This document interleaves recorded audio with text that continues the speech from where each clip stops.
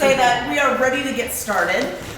Thank you very much, first of all, for taking time out of your busy lives to get to learn about local government more.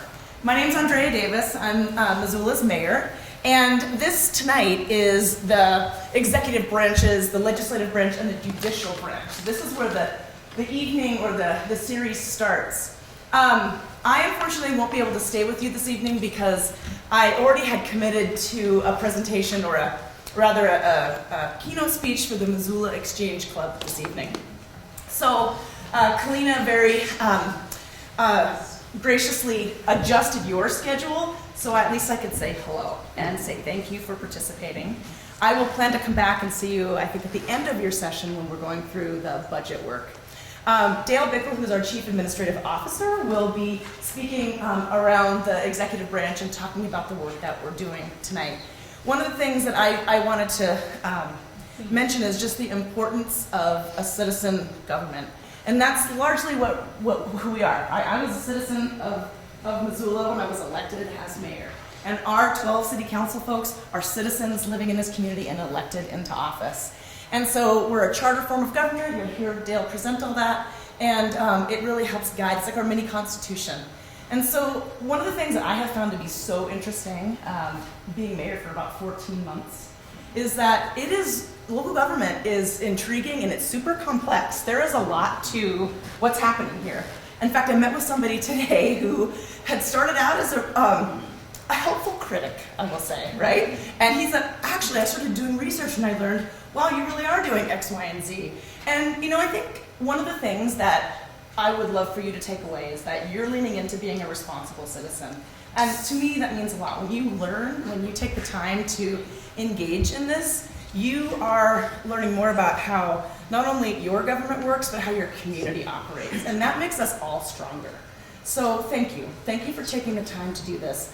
Bring your curiosity, bring your questions. Tonight's gonna be great. We've got some really dedicated and engaged city council members and dedicated and engaged municipal judges here this evening. And so it's a wealth of information, and don't be shy about asking questions and learning more. So thanks again. I want to turn it over to Kalina, who will be able to basically kick off the evening and tell you what's next. Thanks so much. Thank you, Mayor. Awesome. Thank y'all so much for coming. Thank you, Mayor Davis, for stopping by. But I am super excited to start the 2025 Local Government Academy. This is I guess I should introduce myself. My name is Kalina Pritchard. I'm one of two neighborhood specialists.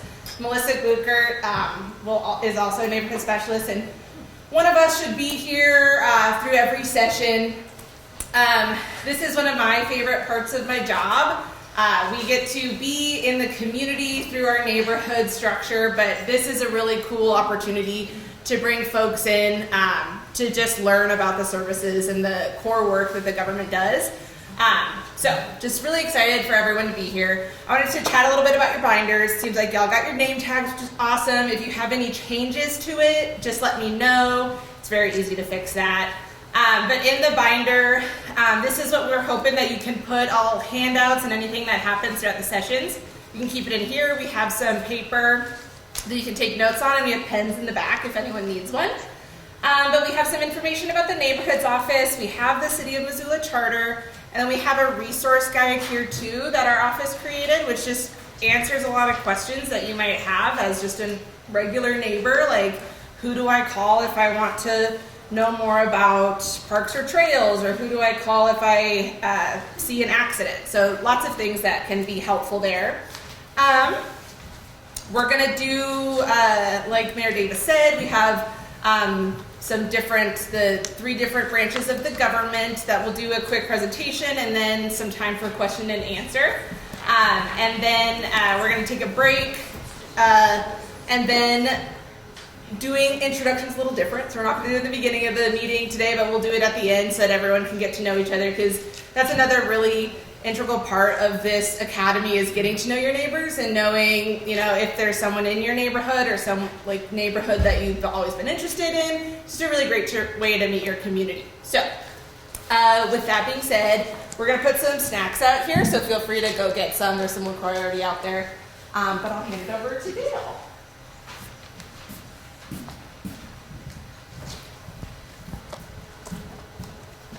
Hello everyone, thanks for being here. Can you hear me okay? Yeah. My name is Dale Bickel. I am the Chief Administrative Officer for the City of Missoula. I'll explain a little bit more what that means. But first, really appreciate you coming out here. Councilor Jones really was impetus of starting this program quite a few years ago, and it's been really great. And we had, pandemic break and everything, and I'm glad we got it back and going again because I think it's right. It creates a lot of it creates a lot of engagement, and a lot of better understanding, and we've had former participants go on to be on boards, commissions, look at elected office, and all those things, which is just fantastic. Try to get more participation in local government. So I'm going to be here trying to talk a little bit about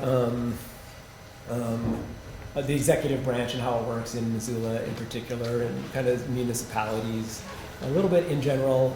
Forgive me a little bit. You get the B team here today with the mayor not being able to attend, so I'm a little slightly underprepared. So bear with me. Please ask questions. I know there's a Q&A time, but if something happens where that I say something like what, don't hesitate to raise your hand. So I'm going to start off really talking about our form of government and the charter form of government that the mayor mentioned. So we are a charter form of government, which means that Missoula has elected to have self-governing powers, which means in general that we are allowed to do, the council can adopt laws and ordinances unless specifically prohibited by state law. We have those, if that's what that means is by self-governing, and that self-governing powers were done through the adoption of the charter, which was done by the voters. You'll see a copy of the charter, which is our constitution, adopted in 1996 and amended in 2000 and amended 10 years later in 2006. And so under that, and that establishes really the form of government that Missoula has chosen, whether it's the size of the council, the mayor's powers, a lot of things. And I'm just going to talk a little bit about what's specifically in the charter, talk a little bit about, even though you can look at it in there specifically too, and you can ask me some questions about that. It established provisions for referendum and amendments. So under state law and our charter, citizens by petition can bring things to the ballot to have them considered by all the voters, and also which would include amendments to the charter. Council or the mayor don't have powers to amend the charter, only the voters do. It establishes things like the way we're doing elections. We have odd year elections in Montana. Most municipalities have odd year elections. And it also established our elections as nonpartisan. It has one thing that's interesting about Missoula's charter, it does have a pretty heavy emphasis on neighborhood councils and how our neighborhood council structure should work.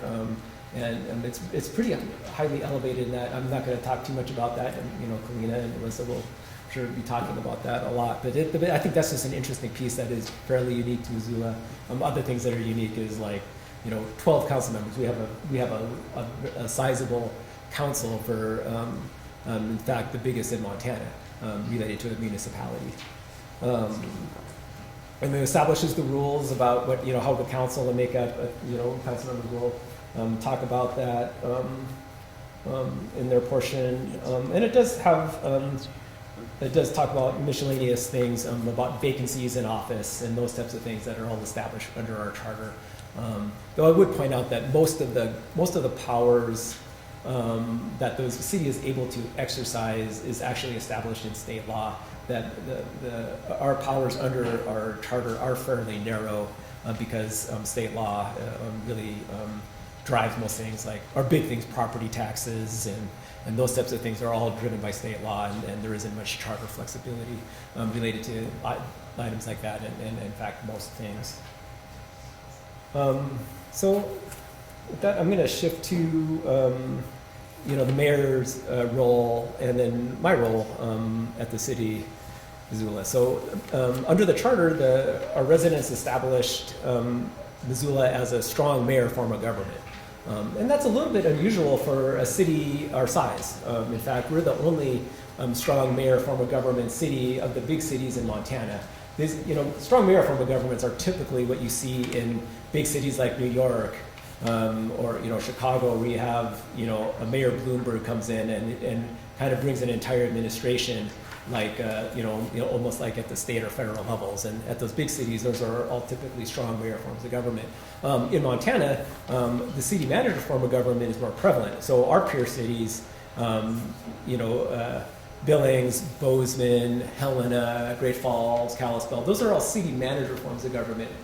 In those instances, the mayor is the presiding officer of their commission meetings, but the city manager is actually the chief executive of the city, and the chief executive works for the council. So in the strong mayor form of government, the mayor is the chief executive. Now, in our instance, she presides over the meetings like in a city manager form of government, but also is responsible for day-to-day operations.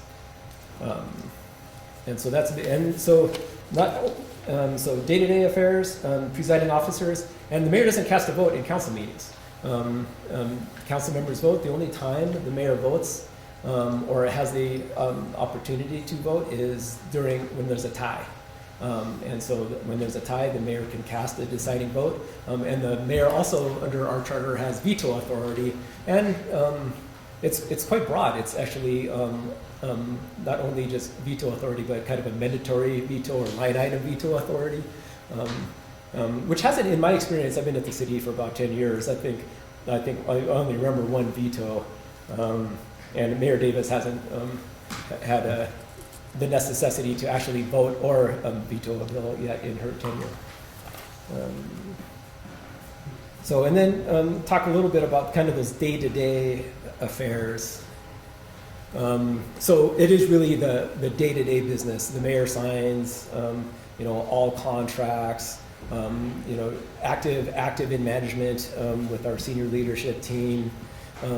And all of those things are established by resolution and ordinance. So after the charter is adopted, the council has adopted resolutions and ordinances that delegate certain powers to the mayor to be able to exercise those the day-to-day affairs, as they're called under the charter.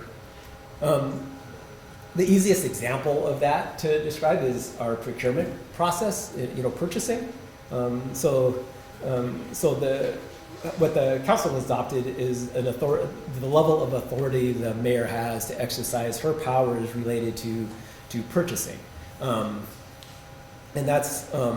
so, for example, it's not quite this simple, but the mayor has the ability to exercise contracts and purchases up to $80,000 so long as they're included in the current budget.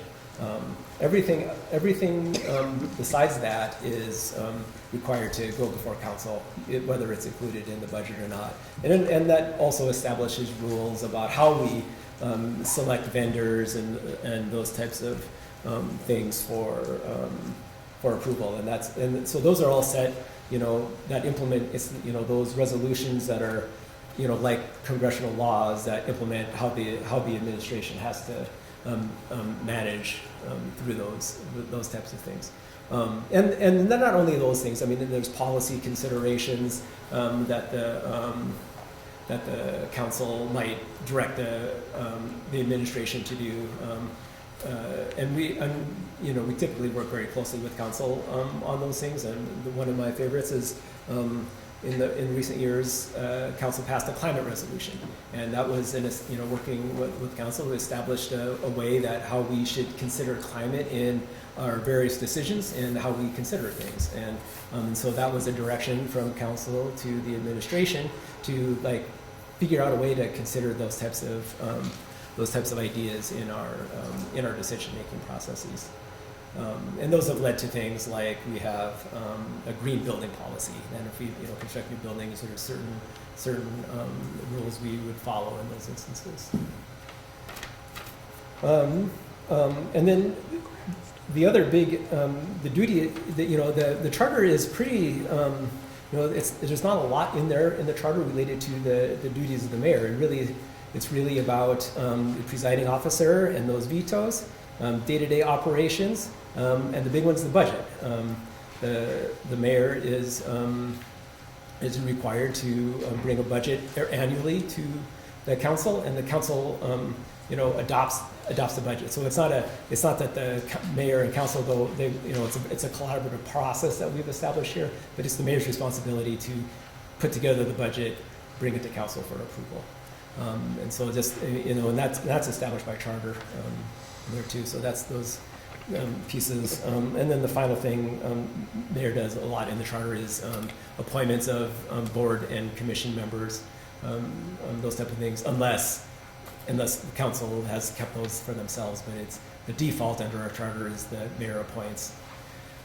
So it's actually kind of a fairly narrow scope of work, and it's pretty broadly defined in our charter. So it gives the opportunity for council and council and mayor to work together to really establish guidelines that they feel work for any particular time. So if that makes sense.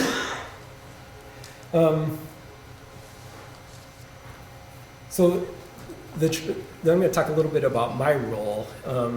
So I'm the chief administrative officer. Under the charter, I would be called an assistant to the mayor. Under the strong mayor form of governments, the typical nomenclature is chief administrative officer, and which is kind of a misnomer. It doesn't, it isn't. It's really hard to kind of describe what that means. How I normally describe it to people is I'm the chief of staff for the mayor. That's a term that is used a lot in state governments and at the federal level. So that's really my role. So I oversee all of the department heads, which you will have the opportunity to meet a lot of them in this process and learn what they do and how they do it and why. So my role is I work for the mayor.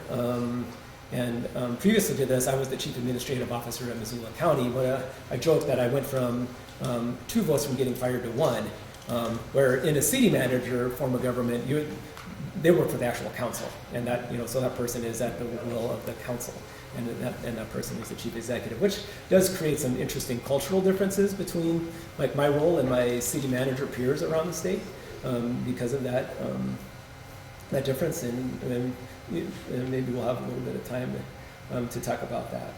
But in my role as chief administrative officer or chief of staff, my role is really to implement the agenda of the mayor and assist with the day-to-day operations. So, but I'm essentially I think of myself as like the top bureaucrat. So all of the department heads report to me, and then to the mayor. So from everything from finance to the police department goes through the mayor's office, through me and then to the mayor. And so we've built a team, and it's a big, and as you learn about it, it's a big operation, $200 million budget, lots of core services from police, fire, public works, pressure rec, all our internal service functions, and then our ancillary component units like the Missoula Redevelopment Agency, the Parking Commission. So we have a broad breadth of duties and have this that professional management there to help that strong mayor form of government, the citizen-run government to try to do the best job we can. I didn't talk too much about municipal court, and all of our 3 judges are here as part of that kind of the third branch. They're not necessarily the third branch in terms of the balance of powers, and it's interesting that the charter is silent related to municipal court. It's all governed by statute here, but it is that third power. They're not subject to necessarily. They're not subject to the day-to-day operations piece of the mayor's duties. Do not apply to the municipal court. They set policy. The council does approve municipal court budget, but related to the policies and the authority that the municipal court judges have related to the courts, that separation. We don't have, the mayor doesn't have any authority to tell them how to do those types of things. So, how am I doing on time? Is that because I'm running out of stuff to say? You're we can do questions whenever. All right. And I guess one of the things that's happening now is the Montana legislature. And we're very active in that, particularly because, you think of the broad breadth of the things we do, a lot of the laws they pass will deal with aspects of our work, whether it's how they're looking at victims to, water quality standards and all those things. So it's a broad breadth where we track hundreds of bills. And we've had this theme, so I want to go back to our self-governing powers. There's, our citizens have chosen that Missoula should be self-governing, and that self-governing power seems to narrow every session, right? So there's a statute in the MCA called actual powers denied, and every year those are things that are kind of coming on, and those are the things that we're actually looking out for too, because we are, at the local government level, we're the ones closest to the people. We are trying to listen to our residents the best we can and implement those, and that every session and we have that our ability to do that ourselves gets narrower and narrower. So that's one thing, and that's one thing we are. You hear about us being active in the legislature, and it's just. We really have to be as part of Missoula. We represent about 10% of the state-based economy. It's a big chunk, and so we have a responsibility to make sure we're watching that. So we do that pretty actively. So Yeah, we can move to questions. Yeah. I'm happy to answer any questions. Just curious. Yeah. Who has oversight over the mayor? Is it the voters? Do the council have some oversight? Yeah, that's a great question. So, the council does to a certain extent, related to policy. So, if the council, if the mayor had something that she wanted to do that the council disagreed with, they could actually pass a resolution saying, you can't, we don't want you to go that direction, we want you to go in that direction. That would be one. And then, but the ability to remove the mayor, the council doesn't have an ability to do that. That would have to be done by like a recall petition. So, which is like you'll see in the form of government. You have if I would instead of being one vote from being fired, it's 7 votes, and that really does change the dynamics of the culture of how cities are managed. When I was looking through the charter, I saw the role of the city treasurer, but Yes. it wasn't well defined or articulated. Can you tell us about the city treasurer and how you relate to that? Because your responsibilities would, I assume, maybe have a dotted line relationship to the treasurer? Yeah, so the city treasurer is an officer of the city that we have that is invested today in our finance director. And so that person, that was, it's easier to relate that city treasurer role to my time in counties. How counties are set up they're set up with a lot of administrative elected officials. So you have the board of county commissioners that are policy, they're both executive and legislative policy. But then you have all of these row elected officials, the sheriff, the clerk recorder, treasurer.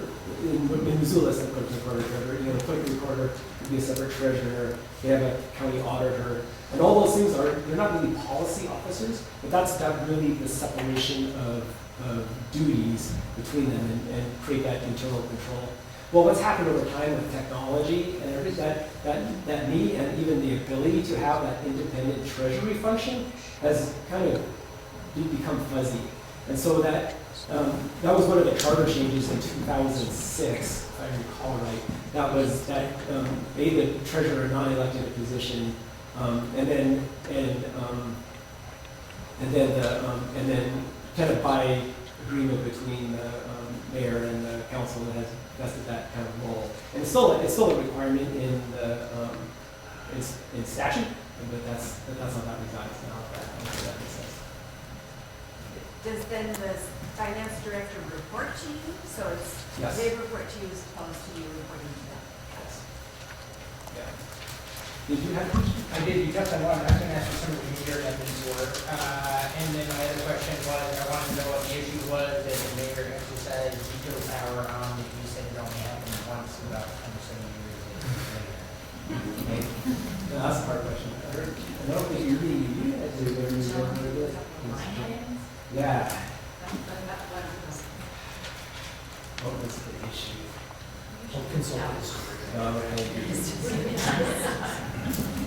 I remember some typewriting both. I remember when this, for some reason, there was something related to our cemetery, like setting fees or something. All right. And the mayor said they had to make a vote, and that was like, oh, I vote this way, you know. But it just doesn't happen very often, you know. So it's, I would think that would the veto would stick in my mind, but it was.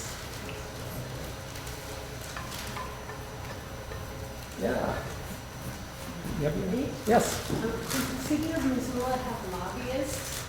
Yes. So we have a firm that helps us in the state legislature keep track of things, and I'm glad you asked that, because it's you know, the connotation of lobbyists and influence tends to be kind of bad, and I think probably from some people's perspective it is, but one of the things that we really need over there is like information, because you know they do by our standards like 15 years of work in 90 days, and it moves so fast that we can't keep up with, you know, from afar. And so having someone in the building able to just be able to communicate with us, you know, I talk to them a couple times a day, and just to know what's happening, and understanding, Rick, not only so that we can have our ability to testify at bills. In fact, you know, we try to be effective by having the mayor or our professional staff be able to actually testify. You know, the example, you know, we had our fire chief testified on some property tax bills at a hearing yesterday. Yeah, so those things, but it's those kind of working of understanding, you know, talking to legislators and understanding how you know what's happening in the halls, and something that isn't, you know, there's a bill that's going to go through that we really, you know, like if you just change this one little thing, it doesn't. We understand what you're trying to do, but have the ability for lobbyists to have that conversation with a sponsor or another member to say, just do this little tweak and it's fine. And that's what it's for. Yeah. Yeah. So if the charter was approved in 1996, what was the governing document before that? Well, I actually think, that's what it says on there, and I was thinking, you know, I think we had a charter for a little bit before that as well, and this was a newly revised, adopted one. But it would have been a general powers government. And so, and I didn't talk about that very much. So counties in Montana, with just a couple of exemptions, are general powers government. That means you are essentially an extension of the state, and your only powers are those that are given to you under state law. And so we do have some ability to do some ordinances and things that are outside of state law. For example, City of Missoula has a fireworks ordinance. You're technically not supposed to have fireworks inside the city limits. Missoula County does not have the legal authority to pass a fireworks ordinance. Yeah. I was wondering if you could fill in your educational background, and then how long you've been with the city and how you were hired. Yeah. I am a University of Montana graduate. I'm a CPA by training. My background is finance. I started in government as chief financial officer for Missoula County. And I was at Missoula County for 14 years. I was chief financial officer there for half of that. And then I was promoted into the chief administrative officer position while I was there.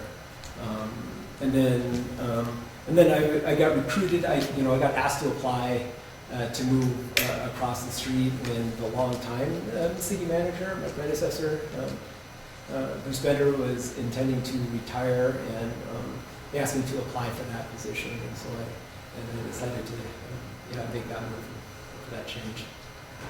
A long time ago? 10 years. I've been 10. here about 10. Okay. What year? 20? Little 10 and a half years.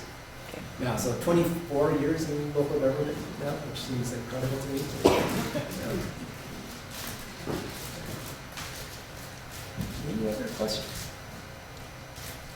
All right. Well, thanks so much. I'm really glad to have had this conversation with you.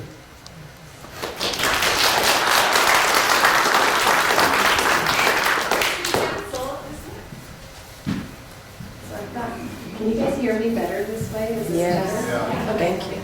I can hear the air conditioning, so I thought it might be better if we do this on the microphone. I'm Amber Sherrill, and I am a city council representative for Ward 4. I'm also the city council president. The officers of the city council are appointed by this body, so these guys, I think, helped put me in that position. And these are my colleagues, Gwen Jones, Jennifer Savage, and Mike Nugent. Their respective boards are up there. And we are 4 of the 6 committee chairs for city council. City council had, and I'm sorry I'm late, so if anything was said that I'm going to say again, I'm just going to apologize. I thought it started at 6:30. So we have 6 wards across the city. We are balanced and readjust those lines. If you live on any of the ward lines or close to them like I do, those get readjusted for population. So as we grow out in the Mullen area, we have to kind of shift those wards around because we need to keep them in a certain amount, a percentage of each other. So we all have a similar size constituency. So 6 wards, and we have 2 representatives per ward. So Mike and I are ward mates. We both represent Ward 4. They are non-partisan positions, so we do not run as Democrats or Republicans. Obviously, everyone has their leanings, and when we campaign, we get endorsements, so a lot of people know what those leanings are or what organizations are important to you, and how you align with those organizations. City Council, you guys might need to help me a little bit on the actual names, but we have 6 chairs and 6 committees, so chairs of committees. Those committee meetings are on Wednesdays, and we do a lot of the city business and the debate around topics on Wednesdays, actually. If we debated every topic to its fullest extent on Monday night, we would be here until 2 in the morning every week. So really, when I was first, this is my 6th year, I guess, since it's February. But when I first started running for council and considering running, I would sit in this room and just watch committee meetings on Wednesdays, because that is really where the bulk of the work gets done. So we have 6 committees, and we see lots of different things. As the president of the city council, I am the chair of committee of the whole, which is, excuse me, kind of I guess it's a catch-all for everything that doesn't fall into the other committees. And also budget and finance. I'm the chair of those 2 committees. Gwen, why don't you guys say your committees, and you can say a little bit about what they do. Housing, redevelopment, and community, and I think that is part of our Office of Development, focusing on housing issues, but then also Missoula Development Agency is underneath my purview, which is our MRA is our big investment and development tool. And that will be next week that you'll get to hear those stuff. I think Gwen is our past council president. Jennifer, do you want to say what you're the chair of, and a little bit about what your committee does? I am the chair of the Climate and Conservation Committee. And so it used to, I think, just be sort of like a parks committee, but more and more we are seeing more things about climate and about the things that the city's doing in terms of climate. And so I think when I first came on council in 2021, there was some reconfiguring of the committees, and that was one of the reconfigurations, was to make sure that climate and conservation were included in that. And I'm Mike Nugent, like Amber said, and I chair land use and planning, which is the committee where rezones, subdivisions, things like that all come through that committee. And you'll learn more about this in a couple of weeks on that night. But the decision space is not nearly what the public thinks it is. I take every opportunity to say that, because if you don't like the development, we have to follow state law and our city codes. And it's a really interesting committee, right? Everybody likes it. It is, we And then the two chairs that aren't here are near to Becerra is Public Works, so roads, Mobility, mobility, public mobility, and then Stacey Anderson is Public Safety and Health Administration, is that what it's called? Public Safety and Health, which is more or less oversees police and fire and administrative functions. Great, thanks you guys. And as committee chairs, we run the committees and kind of keep everything going and watch our agenda, but we also are responsible for getting what we call referrals from city council and from other city councilors as well as staff for items that come into our committee. And so we're scheduling and running those things, and generally if city council, there's lots of different levels and different areas of expertise in different city-related things around this horseshoe of 12 people. So generally, we have some knowledge about those topics that we're the chair of, a little additional knowledge. So we also, as city councilors, have different appointments that we do around the city and or different boards that we're appointed to. So myself, I am on the Missoula Economic Partnership Board. I was on the health board. Unluckily for me, during COVID, I was only on council for 3 months when COVID hit, and I was on that board, which I always laugh, thinking whoever appointed me probably really regretted that because I was a newbie. But it used to be a sleepy board. It is not anymore and hasn't been for a while. Mike is on the Missoula Redevelopment Agency board, MRA board, and the health board now. Jennifer, I don't know what you're on. Downtown, I'm just trying to give you an example of it. There are a bunch of them that they get appointed. So the Downtown Master Plan, which ones are you on? I serve on the Midtown Master Plan Implementation Committee, and then Community Forum, which is an offshoot of our neighborhood councils.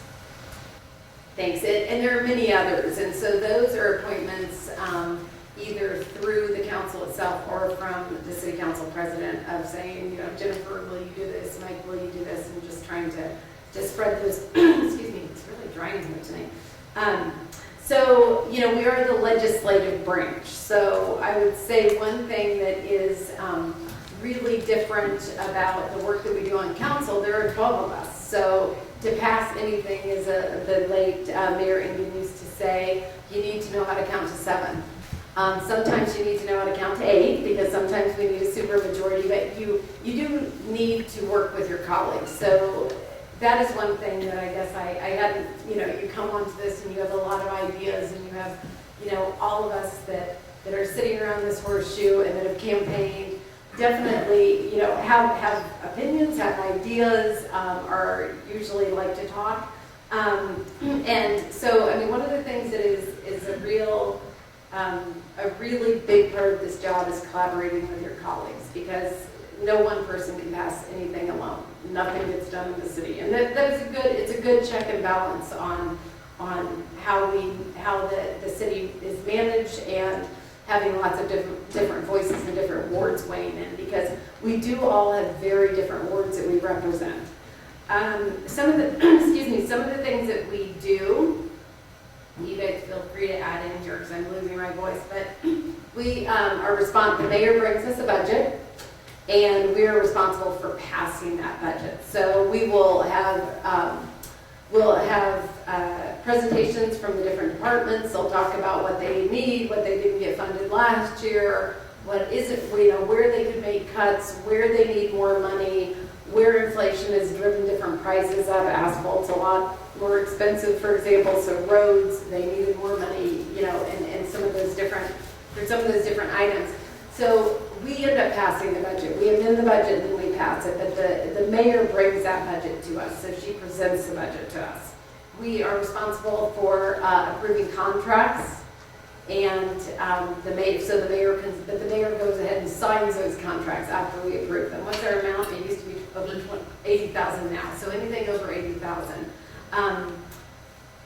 Let's see, we passed ordinances, which are basically laws for the city. We passed resolutions, which give us the general direction, like Dale had said, we passed a resolution about asking all the city work that we do to be viewed through a climate lens and to make climate higher on our priorities. So we do things along those lines. So we do resolutions, ordinances. Feel free to add in if you want to add in anything. We work with staff, but we do not manage staff. And when we have new counselors come on, we've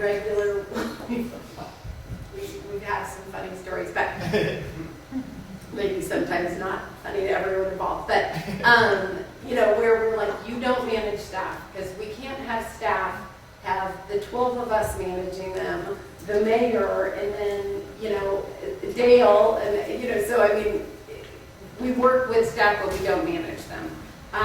We also work with the mayor, but we are a separate form of government, and since or a separate branch of government. Since I have been on council, we've always had a mayor that generally I feel like I worked really well with, didn't always agree with. I don't always agree with these guys. I like them all personally, but I don't always agree with my colleagues. And that's okay, but we don't work for the mayor, we work for the citizens of Missoula. And so our priority is representing the citizens of Missoula.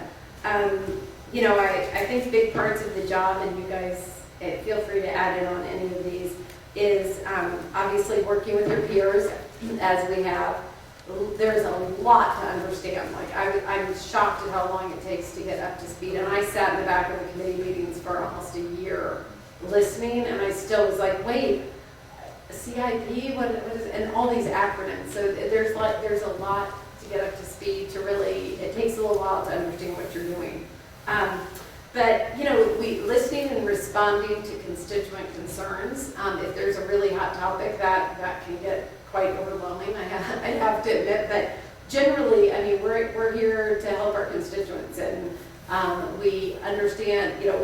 They contact us. They come in here on Monday nights and sometimes on Wednesdays and comment. We campaign, and a lot of us have done a lot of door knocking, and we get a really good idea of what our board's interested in and what they're worried about through that. But I would say, and I'm interested to have you guys add on here as you think about it. But I mean, I've said a bunch of times up here, legislating at the municipal level is a lot of just threading the needle, right? Because we can do one thing that helps climate, but it may increase taxes. And it may increase taxes on that person that is barely being able to hold on to their home because of their property taxes. So, there's always a domino effect. Every single thing that we do, there's a domino effect. And we're always trying to do the best. I really believe everyone up here, even though I disagree with some of them regularly, everyone up here I think is here because they're trying to do the best for their community as they see it, right? Like a domino effect that is going to bother me you might not think it's going to happen, and I don't think it's going to happen. So I think kind of threading the needle is a big piece in working with colleagues. You guys add whatever you want. I'll just go down the road. We are a big council compared to most Montana towns. They'll have 5 or 7. 12 is a lot of people, but everybody brings their own lens, their own value system to it, their own lived experience. So it does create a rich environment, I think. And Amber covered a lot, so I'll just say a few things. I would say I feel like 70 to 80% of what we do is, I would put it under the category of housekeeping. Once the budget is set, things are rolling through for the next 12 months. That we've already made that policy decision. Now we're just approving the funding, we're approving the contract for the mayor to sign. So it's really housekeeping. We have claims every Monday night, which basically we're paying our bills. So we are the oversight, but it's just keeping the railroads running on time. But then I think 20 or 30% are really big policy decisions. And, I mean, I got on council in 2016, and I think by 2017, the water utility litigation had concluded, and we were taking that over. That's a big, really big policy decision. What I've noticed is it doesn't happen at the university as much. That's kind of its own ecosystem. The county commissioners don't necessarily get a ton of people coming to their meetings. City council is kind of the heartbeat of Missoula, is the way I would say it. This chamber is where social issues are discussed that need to be discussed in this town. I was not on council back in 2012, 2013, but we were talking about it earlier today when the sexual assault issues were happening at the University of Montana and the Department of Justice became involved. I know that Cynthia Wolken, who was a counselor, convened a hearing on that issue here in Missoula. And yes, it touched our police and the judicial system, but also it was an issue that needed to be fully aired and discussed. And for whatever reason, it happens in here. And when we walk in here on Monday night and the place is packed, we're like, okay, buckle in, here we go. And the last year, it's really been homeless issues, which is a big issue in our city, trying to figure out, as Amber said, how to thread the needle with our limited resources. What can we do the best for everybody, make it work? It's a really, really tough issue. So it is really fascinating. I can tell you those meetings are exhausting also. It takes a lot out of you emotionally to have people come in and be very, very upset. Knowing sometimes, as Mike said, our decision space is this big and they want us to do something out here. But also, with every decision you make someone unhappy. And I think most people get into this public service because we want to make people happy. But then you are making people unhappy with every decision. So you have to come to terms with that and figure out how you're going to deal with that. I agree with all of those things. I think one thing that when I first got on council, I thought there would be more tangible wins more often, and less trying to solve homelessness and more tangible wins. That's not what my term has been about. But I will share that I think that one thing that is we do hear a lot from constituents. I do think that our constituents see us as the sort of door in or the way in, or whether that's about I'm having a specific problem with the thing in my yard or something like that, or it's, I really want you to hear me and hear how I feel about these things. And so I feel like I meet a lot with people. I've walked the neighborhoods a lot. I serve Ward 1, and Ward 1 is Northside Rattlesnake in downtown. And so there's some differences in those different neighborhoods about different needs and perceptions and those kinds of things. And so I've spent a lot of time having conversations with different constituents across the ward. I will share one win because this was important when it finally happened. The north side is connected by a pedestrian bridge that was built in 2000, and the bridge had started to deteriorate. So just sort of on really a quick turnaround, it was closed. I think it was 2 Octobers ago, maybe 3. And it was a big deal to our neighborhood. I think that the north side's growing, and the other side of Scott Street is really growing. So I think neighbors really rely on that to bike to downtown, to walk to downtown, and it just was closed. And so we worked around it, we figured it out. But then when it finally reopened, it was truly like a neighborhood celebration day, and I think that was just one of those times I just remember thinking, sometimes you get a win. This was a win. And I really do credit at the time Mayor Jordan Hess. I remember going to him and saying, Jordan, we have to. And he said, I know. I was like, great, okay. So he made it his #1 infrastructure priority that year to work on the pedestrian bridge. But that's just one example of how I really felt like neighbors were super involved in that process. They were super involved in building that bridge in the first place, and so it was definitely one of the times where it felt like it was a win. Otherwise, it's a lot of challenging policy decisions and weighing all the different things that you kind of never thought you would sort of be thinking about. It's not black and white, there's so much gray. But yeah, I do think that the constituent piece is a big one. Thanks. I will not echo, I will try not to repeat much what everyone said. I think that one thing, I might be the only person on the council, maybe not, but I actually think 12 is a good number. We're split into 6 wards, and there's 2 of us per ward, and I think that's great too, because then Amber and I, when we get constituent email, we're able to like, oh, I see Amber's replied to this, she'll loop me in, or the same thing, so you kind of get to share workload. And that matters because a lot of people don't realize city council is not a full-time job. It's not anywhere near a full-time job. Most of the 12 of us have other professions or have other large commitments in the community, or boards, volunteering, and things like that. So council is part of what we do, but it's not everything we do. And this is kind of the people's chamber, if you will. It's supposed to be representative, and local government is the most kind of approachable and representative government that we have. Each level you go up, it's further removed from you, whereas I might vote on something that you don't like, and I might see you the next morning on the playground dropping the kids off, because I'm dropping mine off too. And I think that is kind of unique to local government. I try to explain to people that I am statutorily obligated to sit here and listen to you tell me why I'm terrible for 3 minutes every Monday night. And sometimes it's true, it happens, and that can be obnoxious, but at the same time, it's important for us to hear from our constituents. I think we would all agree on that.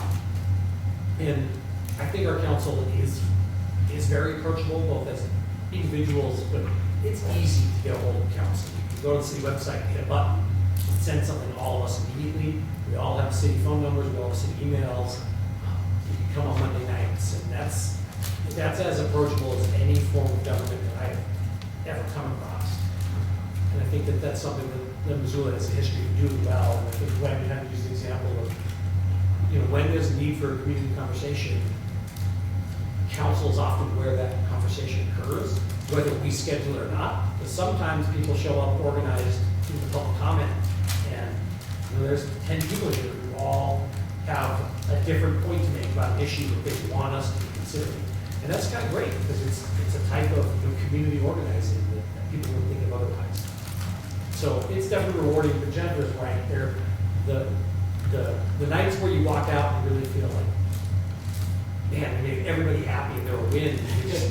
It's just government just doesn't work that way, because every decision is, you don't want to use the word winners or losers, but there are people who this is going to benefit. There are people that are going to kind of carry some burden to benefit other people. How, with every decision we make, do we balance? When everyone's just a little bit mad at us, I mean, it does feel like you're kind of walking that line. And I do agree that having two representatives per ward helps with the workload when you work well with your ward mate. Government is slow by design, and some of that is good, right? I mean, some of that is good. If we don't move quickly, I come from the conservation world, and we would buy properties to put them into conservation, knowing that the city would make those public properties later, but knowing that there's no way the city could get in there and do it quickly enough with real-time kind of property being on the market that was conservation worthy. So, there are some pieces of that with our partners that I think are really, really important, and we have a lot of just absolutely, I don't even know what the word to crucial, critical partners in the community, nonprofits in the community, if you're talking about the conservation or the social services world, that the city would be very different without. And so, and I was thinking about when you sometimes we walk in here and it's packed and we're like, why is it? You walk in and go, why is it so busy tonight? Because you can't quite figure out what the agenda item was. So, did they talk about, before I came in, kind of one thing that I was going to ask Dale about the number of employees there are in the city and the number of union contracts that we have? Because both of those numbers surprised me when I got on council. Is it, oh, you're still back there. Yeah, I mean, Missoula, we're about, we were approximately 900 employees, and we have 15 different union contracts. So, And I was thinking, one interesting thing that we're talking about is we talk about how, as the policy body and all these resolutions, that we talk about, what those different proceedings and that's kind of what Yeah, happy to kind of add on that, and we will talk more about this at the night you do CPI, which is I think maybe 27th. When I talk about the decision space and land use is very much governed by state law. There's something called the Subdivision Planning Act. It's been amended.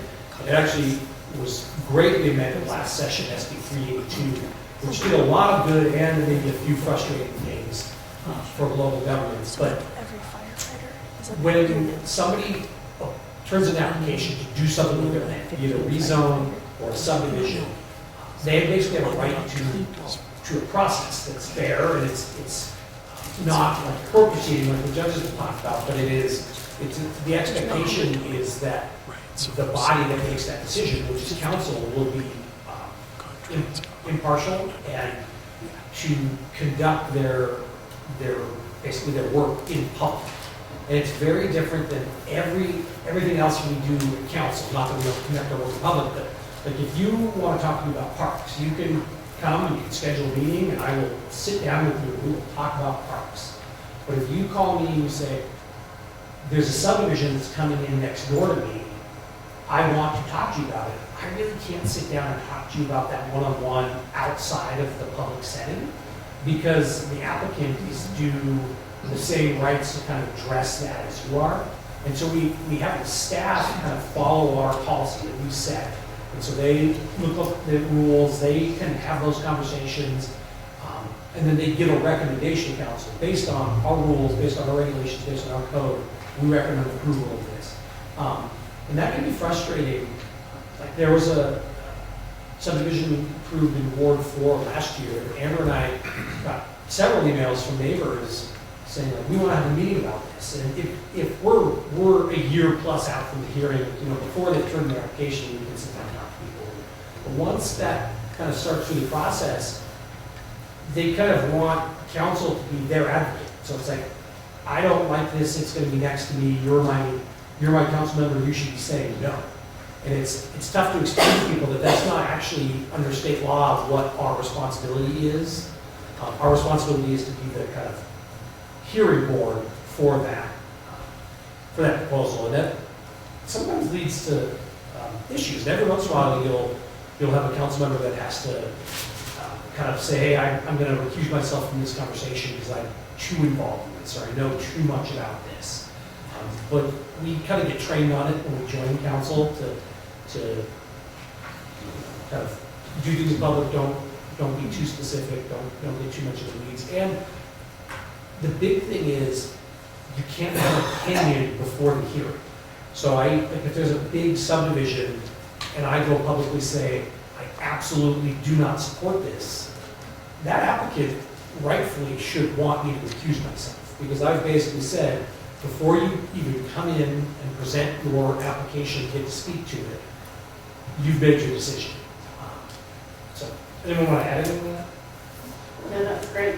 I always have to remind myself, wait, I can't talk about this. I mean, every single time one comes. So, no, I thank you everyone for having. Do you want to say something else? I was just going to say if there were some questions. Yeah. So, there's been several references to size of the council and kind of the chief administrative officer versus a city manager. Why is that compared to all the other Montana towns and cities? And, like, what are the pros and cons of our way versus the other way? What are the pros and cons? Is that what you were saying? Yeah, and then also why are we the oddball out? Like, It is in our charter, isn't it? I mean, it's in our charter. So someone a long time ago that was not any of the four of us decided that that's what we were gonna do. I think there are, as the council president, as you said you like the number 12, and it's good to have a ward mate to work with, and I agree with that. It is a lot of cats to herd. It's so that can be challenging, and I think not just, if you're bringing a referral, if I'm bringing a referral to, achieve some climate goal, again, we got to count to 7, right? And we are, just like the legislature, we're working with our colleagues to make sure that we get what we want passed, and if they say, no, I want it to say this or that, or I want it this many kilowatts or whatever it is they're saying, we're amending our policy to get it to pass sometimes, right? Like, you don't always get everything you want, because you've got to work with this body to do that. And I think that 12 is a lot of people to work with. I mean, it also, though, if you think about if it was just us 4, that would give those 4 people a lot of power and a lot of power. So it does also disperse the power a bit. I mean, I don't like trying to hurt all of us, but I also think that it does disperse the power a bit and forces us to work with our colleagues, and probably comes up with a better product. Hopefully more than 50% of it. Can I add? So, and the city manager versus a strong mayor form of government, Missoula is the only one in Montana that has a big city that has a strong mayor form of government, and I think it's a very different dynamic than the city manager. City managers their average is to last in one city or town 5 years, because they are trying to keep their job, which is a very different dynamic than a mayor who is proactively running the city. And typically, I think mayors who are elected have very extensive social networks in those cities and towns. They know a lot of people. That's how they get elected. City manager typically can come from somewhere else. They don't know folks in the community as much. They are working with a city council, and to keep their job, they've got to keep enough of those people on the council happy. So what I see is Missoula is definitely a far more progressive city than the majority of the rest of Montana. What I also see is we will strike out and do things, and the rest of Montana is like, oh, that's Missoula. They're different. And then 5-10 years later, guess who's doing what we did first? And they're like, actually, it's a pretty good idea. And I think having a strong mayor format creates for a far more visionary leadership. On the other hand, if you elect someone who's really awful as mayor, which has happened, I think in like the 80s, there was a notable bad mayor. You do not have visionary leadership, but I think Missoula has elected very good people, and it's a very different dynamic. You guys have thoughts? Yeah, I think you talk about just because we're the only one doing it. I actually wouldn't be surprised if in the next 10 years you see one or more of the other communities in Montana doing it. Bozeman's doing a local government study right now, and as they've had growing pains and stuff like that, one of the frustrations of their kind of citizen body is that they feel that it's not as easy to kind of reach in and reach their representatives. So I think you will see it like the chief executive, and that's just my guess. One of the other things I like about the 12 is like Amber and I both represent Ward 4, and the way that works is we stagger elections. So Amber is in her 6th year, so she's in the 2nd year of her 2nd term. So she just got reelected, not last November, but the November before. I will run for reelection this November. So in theory, if something changes in our ward, every 2 years there's an opportunity for the residents of that ward, which is 1/6 of the population of the city, to say, hey, we don't like the direction, we're going to send someone else there. Whereas if we had fewer wards and less people, that's a larger body of people that you're trying to represent. And if there's only one person per ward, then that's just one person. I think that the opportunity to kind of make changes. I definitely prefer the strong mayor being kind of elected and accountable to folks. And the reason I say that is city managers, whenever I talk about city managers, I feel bad because they go, Dale's great. Dale would be a great executive, like if we were to do it, he would do great at it. I would venture to guess that most residents in the communities that have city managers have no idea who the chief executive officer of their city even is. Whereas in our form, we're forced to have a conversation every couple of years, and people have to go out and they have to campaign for it, and they have to talk to residents and you have to know them. And I think the mayor's doing a great job, and I think that part of that is because we had to go out and have that conversation. And the city of Missoula has the opportunity to change the mayor if the mayor isn't doing a good job. That under the a city manager format, that would not be a choice of, that would not be something that was on the ballot for everyone. So I think that I like that form of government as well. Are there other questions? Yeah, just, I appreciate the neighborhood kind of basis, but I think one of the drawbacks of that is that when communities get stressed, then neighborhoods kind of get pitted against each other. How do you kind of avoid that? When you're realizing, well, there's some divisiveness or some parts of the city are really hurting and they want to kind of even out. Well, I mean, one of the things that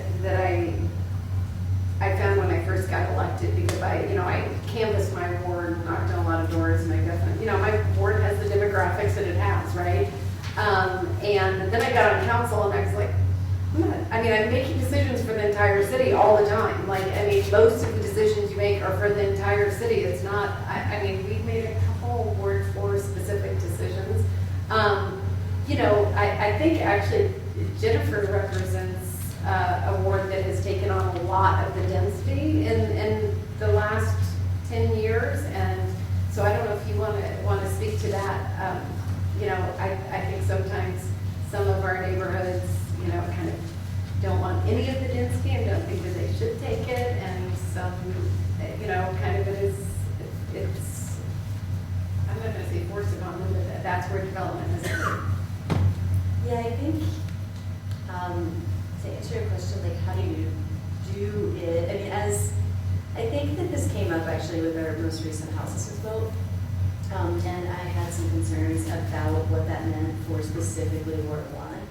And I think that, as a counselor, I agree with Amber, most of what we wrote on this, it affects the whole city, but there was starting to be some, a little bit of division between what people wanted, and it was starting to break down geographically.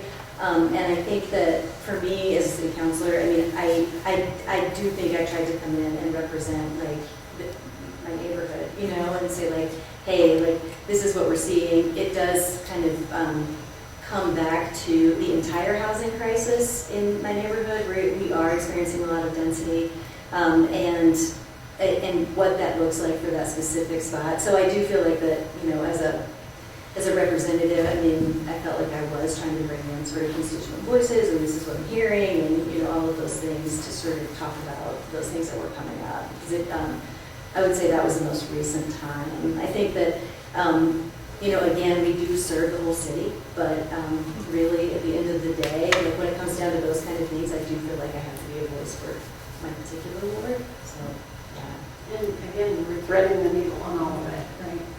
I think when Andrea had her hand, first thing will come to you. Go ahead. So with 12 people on council and 6 committees, how many committees do each of you serve on, and how big are each of the committees? We all serve on all of them, but that has not always been the case. That has been the case since I've been on council. So all 12 of us have served on all 6 committees, which means we generally are in committee meetings for most of the day on Wednesday. We normally all just block out Wednesdays for committee meetings, and then we get lucky if it's a short day. So, but that's not that has not always been the case. It's been the case since I've been on council. But we have had people say, "Do I need to be on this committee?" But then they feel bad not being on the committee because everyone else is on, and so there's a little bit of a cultural piece to it. I will say that because most of the work is done on Wednesday, and we ask lots of questions, and we get, we dig into topics on Wednesday in a way that we're just not able to do on Monday night. That if I miss committees on Wednesday, I'm always like, I feel like I'm just playing catch up on Monday night. I'm feeling like I have to watch all of them, so you just end up watching them, eating popcorn and watching. Staying up late watching it, that is very boring to watch. It's way better to be in person. Yeah, forgive my ignorance on this, I already knew someone started subscribing to some of these emails, but there are neighborhood advisory councils as well here, right? How do those feed in and perhaps inform you guys about what's the relationship you have with them? And also, what are your relationships with some of the different community advisory boards that we have here in Missoula? And they just kind of advise you what their opinion is, and I'm just curious what the phone chart would look like. I mean, I'll answer. Go ahead. You go. So Kalina runs the Office of Neighborhoods, which, and Melissa, Kalina and Melissa run that, and so the neighborhood councils were set up in our charter, and they are the office that runs all of those, and I think the main, if you read the charter language, my takeaway is always, it's supposed to be enhanced greater communication between neighborhoods and the city councilors. So I think most of us city councilors do our best to attend the general meetings put on by the neighborhood councils every year. So sometimes you can't make everything, but it's a great way to check in with everyone. The other boards and commissions, it really goes to what is their purpose when they were created. For example, OSAC, Open Space Advisory Committee, was created to help advise council about open space acquisitions. So it is a populated by private citizens who bring their different expertise to that board, who vet projects and then make a recommendation. And so a lot of our boards and commissions are like that, where they are providing us, the planning board, more information, background, insight. It's another piece of information for us to make our decision. And I would just kind of add that, I think that sometimes there's a misnomer of what advisory means, because nobody gets to tell what the officials are going to vote, and that sometimes advisory boards will be frustrated by it. It's like, well, we said this, it's like, we take that in as part of kind of decision-making puzzle, if you will. But over the years, we definitely had people who've been on advisory boards that were frustrated. It's like, well, we think we should be able to tell you how to do this, and that's just not the way it's elected. Yeah, and I would say, I mean, for me personally at least, I like that projects that come to council have gone through, we have expertise in staff, so they've gone through our staff, they've gone through an advisory committee, and so they've been extra vetted by the time they get here, because, all of us here have certain backgrounds, but we go from talking about parking districts to land use plans, to housing, to finance, to bonding for the city, to our insurance, our municipal rating for the city, it is, sometimes it's crazy in here. I mean, at the end of Wednesday, you're like, my brain is full. I can't take any more information in. And I think that knowing that when those come to us, that they're vetted in a way by multiple levels. I personally get, especially the areas that I don't have expertise in, personally, I think that's a good plan for it. But they don't tell us how to vote. I think that's really important. And sometimes we don't vote, the council does not vote in the direction that they advise us to, because we have other things we're thinking about. I need more blood too. But how do you divide up the neighborhoods between the different wards, like Southgate Triangles and 4 and Southgate Triangles and 5? It must be different parts of it, right? But how do you decide what neighborhood goes with what? We just go where Cleveland tells us. I honestly, the neighborhoods are kind of set areas, and they've been, acknowledged and recognized over time. We have to balance the wards every so often based on population. So what that means is like the Rose Park neighborhood, for instance. Amber and I are in the Rose Park neighborhood, and so is Gwen. And so the neighborhood staff will invite us to those general meetings, and we'll try and show up. I think Amber and I have, feels like 8 neighborhoods. We have the most just by the ward line. So we're a little bit in Moose Ken Gully, we're a little bit in Rose Park. A little bit of Franklin to the Fort. Yeah, a little bit of Franklin to the Fort. But then, we have Lewis and Clark and Pettican and Fairview, and those are kind of the big neighborhoods that we have in the entire neighborhood. it really just depends on ward lines, and we have to, by statute, we have to rebalance those to make sure one ward doesn't have, you know, twice as many constituents as another ward. So we have to do that, is it every 2 years, Dale? Well, that's by our culture, it's actually required every 10 years. Oh. The census. Okay, that would be there would be some really different size wards if we did it every 10 years with the amount of growth that Missoula's had. And when we redo the ward lines, it's really like, our GIS guy kind of looks at the population and looks at projections, and it's like, kind of, here's the recommendation. And we really don't get too much in the weeds further than that. If we wanted to start from scratch, I suppose we could try and keep the neighborhoods as congruent as possible, but there would inevitably be probably the same number that are still split up. It's just when you've got 6 wards and you've got a whole bunch of neighborhoods, it's just... And when we redo the ward lines, I mean, there you know, a couple things that I always keep in mind when we're looking at that. I mean, I'm on the very edge of my ward, so I create a problem because they have to draw me into the ward, like they have to keep me in the ward because they keep wanting to kind of push me into the other ward. So we have to take into account where all these people live because you can't draw them out of their own ward. But the other thing that is always important to me as we're looking at ward lines is, you know, if you're on the ward line like I am, I mean, I don't want to switch anyone back and forth and back and forth. You're 3, you're 4, you're 3, you're 4. And so we definitely, if we move it 1 year, we try to kind of adjust it in a different area the next year because so people know who they're supposed to get a hold of. Thank you. Yeah, can you talk a little bit about urban renewal districts? 'Cause I currently live in one, and I do see a lot of investment in my district, which is great. I'm just curious how, I guess, the types of projects that those fund and then how those decisions are made. You are going to get that next week in real depth, but go ahead. I was going to say, next week, Ellen Buchanan from the redevelopment agency will be here. We'll go to that in depth. Last year, as a council, kind of in response to some of the state legislature conversations about urban renewal districts, decided to have the president appoint one of us to be part of the redevelopment agency board so that we can basically be more participatory in that. So I am the president's appointment to that board, and it's a non-voting, so it's just ex officio. I get to be there and kind of share opinion and report back to council on certain things.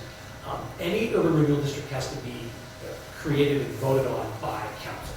So one example that you might see, maybe hopefully depending on things go, the city's the Roseburg Mill property, where the mill just closed last year. The owners of that property, Roseburg, have asked to be petitioned to be annexed into the city. And if we annex them in, we would most likely then also, as a council, vote to extend the urban renewal district to cover that.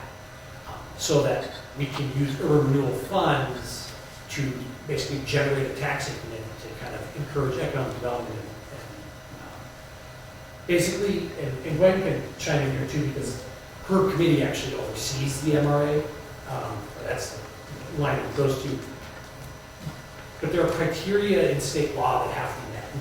Basically, they have to be blighted. And that's actually being debated right now at the state legislature. If you're not watching City Council on Monday nights, I'm sure you're watching the legislature. But basically, for an urban renewal district to be allowable, to be approved, to be implemented, there has to be a determination that the area in the district is blighted, which means that it's not, it's maybe not as economically sound as the rest of the city, or there may be other criteria as well. And so when councils have done that, and I have actually never voted to create a renewal district, not even way. So that gives you an idea of, it's, all of our urban renewal districts are actually a little bit on the older side as far as urban renewal districts go. But they're created for a period of time, and then if projects are bonded out, they can be extended based on the bonding, which the elected body has to approve. And basically that would be a community by community decision to kind of look at an area and say, is the temporary kind of reduction of tax revenue that comes to the city worth the long-term gain of kind of encouraging development here or creating something better for the community? And there's a great slide that I'm sure Ellen will share next week that can show you downtown Missoula And you will see stark difference in downtown that's in the urban renewal district and downtown that's not in the urban renewal district, as far as where some of the things that have kind of contributed to making Missoula's downtown a great space are worked on. Well, I was going to say, how many people, raise your hand if you were living in Missoula in the early 1980s? Okay, so Southgate Mall went in 1980, and all of the retail from downtown went to Southgate Mall because it was a shiny, bright new penny. And it was, I think, in the late 80s when the urban renewal districts and the tax increment financing laws went through the legislature, and then our first district was created downtown to revive our downtown because there were stores that were literally boarded up. Now we love our downtown, but that's after 2 master plans and a lot of investment to make it a really wonderful place. So that's just like a great example. There are a lot of cities and towns across America, as malls were built and the box stores were built, they lost their downtowns and never got them back. They were dead. But it's kind of the just clearest example of what MRA has done. I think it's going to be next week will be really interesting. MRA is going to be a great discussion, and I'm tempted to add a whole lot of things to, like how tax increment financing works, but I'm not going to because Ellen knows it better than I do. But just a couple notes, some of the things that come through council with regard to the urban renewal district, the creation of the urban renewal district, which none of us have ever voted on yet. If we do a boundary relocation of that urban renewal district, sometimes we'll move a boundary. Yeah, okay.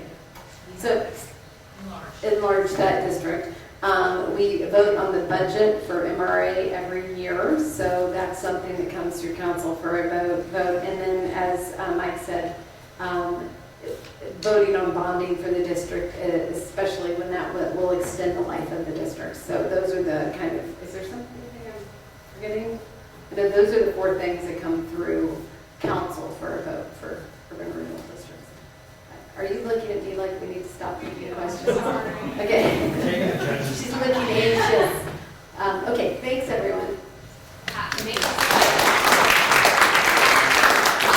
a little break. Feel free to grab some snacks, walk around, talk to your neighbors, but we'll be back at about 7:40. All right, thanks everyone, and I'll hand it over to the municipal judges. Sweet, thanks. Hello everybody. We are the 3 municipal court judges. My name is Jake Coolidge. I'm the elected judge in Department 3. And I'm Eli Parker. I'm in Department 2. And Jennifer Triano, I'm in Department 1. And so we are the, I guess you could say, 3rd branch of the government, the judicial branch, although we're a little different than like the Supreme Court, for instance, in the federal judicial branch. So we're municipal court. We're all elected judges in Montana. All judges are elected nonpartisan. And so we're the same. All 3 departments are independently elected and run, but all 3 are on the same election cycle. And the 3 of us were all elected together, I guess, 3.5 years ago, 3 years and a few months ago. And so municipal courts are kind of interesting because they're what's called a court of limited jurisdiction, which is to say the type of cases they can hear is limited. And in Montana, there's essentially 3 judicial layers. There's courts of limited jurisdiction, which at the bottom have the smallest kind of piece of the jurisdictional pie. And then there's district courts, which are courts of general jurisdiction, which is to say they hear kind of the broader things, the felonies and the bigger things. And then there's the Supreme Court. So we're kind of at the bottom in that regard. And in terms of our limited jurisdiction, what we hear for the most part are misdemeanor criminal offenses or traffic offenses that happen within the city limits of Missoula. We have jurisdiction over the whole county, but functionally we really only hear the stuff that happens in the city. So this is anything from a speeding ticket all the way up on the more serious end of the spectrum to things like 3rd DUIs, second offense partner, family member assaults, things that are punishable by up to a year in jail. So that's kind of the high end of our jurisdiction. We also have jurisdiction over some civil matters. We don't hear as many of those, but one of the kind of, although it's a very small piece of the pie that we hear, are orders of protection if someone's petitioning for an order of protection from another person. So those are the kind of things that we hear. and see. But the municipal courts are really interesting is because they, in my mind, you know, you hear about the United States Supreme Court, but like I would imagine no one here has come face to face with the Supreme Court justice anytime in their recent history.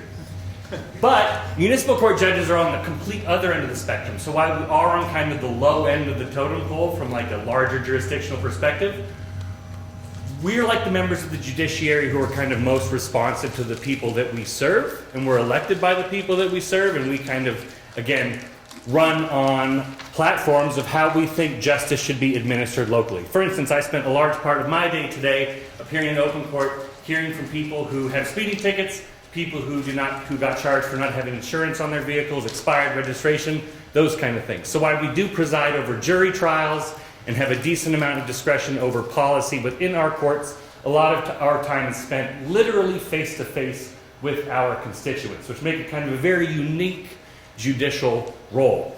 We're also unique within the context of the city government because we really are a truly independent branch. The legislative body, the city council, delegates our budget, and so we have to have our budget approved.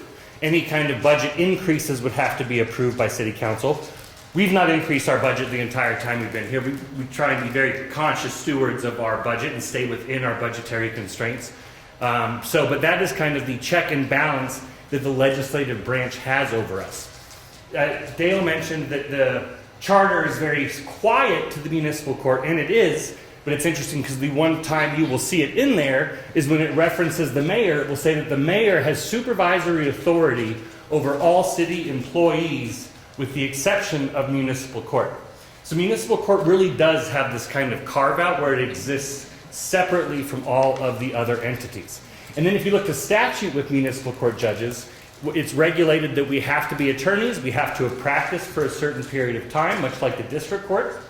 But then it also statutorily delegates essentially all managerial and administrative capacity to the municipal court judges. So the municipal court's in a really interesting spot because we're within city government, but we kind of have our own little bubble where the mayor doesn't really touch it. Aside from budget delegation, the legislative branch doesn't really touch it. And that therefore confers a really large amount of policy discretion on the municipal court judges. And so the three of us ran for this position. We're all former public defenders. We ran in this position because we felt strongly about how local criminal legal issues are adjudicated, about kind of the role of crime, what causes crime, what's a reasonable solution to crime or to try and drive these issues down. So the three of us ran together in 2021 to try and implement policies that we thought would more reasonably address some of these issues. So that's kind of the structural component. I'll get into more a little bit of what we do day to day, but any questions about that before we kind of shift focuses? Yes? Yeah, I'm just very interested to hear what you have to say about policy. What are the kinds of policy issues that that you're dealing with? Yes, that's great, and I appreciate that. So again, we're all former public defenders, so we've worked for years, and my background is also I was a criminology sociology professor. We've worked for years engaged with people who we've seen who have committed crimes or engaged in kind of criminal conduct. And I will tell you that I think I speak for all of us in when we see with misdemeanor criminality is that a lot of it is rooted in kind of bigger societal issues, things like poverty, things like addictions, things like houselessness. Not all crime is necessarily derivative, certainly misdemeanor crime of rational decision making that needs punished away, but rather kind of more social supports, addictions counseling, mental health counseling, housing, and those kind of things. So we've seen this from the front lines working in the system for years. And so a lot of what our policy is directed at is addressing some of the larger, what are called criminogenic factors, the things in people's lives that lead them to violate the law. And so we have a lot of programs that are really focused on what we believe address those issues and decrease recidivism. I think that's a great bridge into what Judge Triano will talk about with our programs. Yeah, great, thank you. Yes, so I would say in terms of the criminal justice system, specifically these types of courts, the courts that we have, municipal court, justice courts, those are called the lower courts, courts of limited jurisdiction, I would say they have been completely stagnant for years and years and years about how we address these types of offenses. And again, these are low-level misdemeanor offenses for the most part. And generally, for many, many years, it was you committed a crime, punishment. and then you're out the door. And really, we would see this door would be a revolving door, because generally the punishment really didn't actually deter future crime, nor does it change behavior. And so we wanted to really reshape what the municipal court is and turn it into more of a resource for the community, and rather than just a place where you were just issued a fine or a sentence. So some of the programs that we started a program called Traffic Court. So driving while suspended is a huge issue here in Montana and Missoula. And so briefly what that is people, if they have their license suspended, it could be a variety of reasons. It could be because they failed to appear at court appearance somewhere else, or they failed to complete a compliance issue of some sort, or it could be child support issues, or there's a whole host of reasons why someone's license is suspended. Once, though, it's super easy to get your license suspended, it's very difficult to get it unsuspended. So the barriers that people have to go through in terms of calling the DMV, getting placed on hold for hours and hours, or figuring out where their holds are all throughout the state. So that's a challenge for people. So we've created a traffic court where we have a traffic court team. Somebody gets, they appear on a ticket for their suspended sentence, or their driving while suspended charge.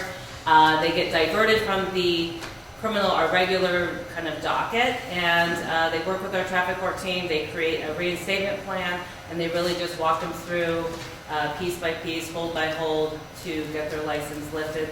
It's been incredibly successful. All of these programs we started our first year, and they're still thriving in year 3, which we're really excited about.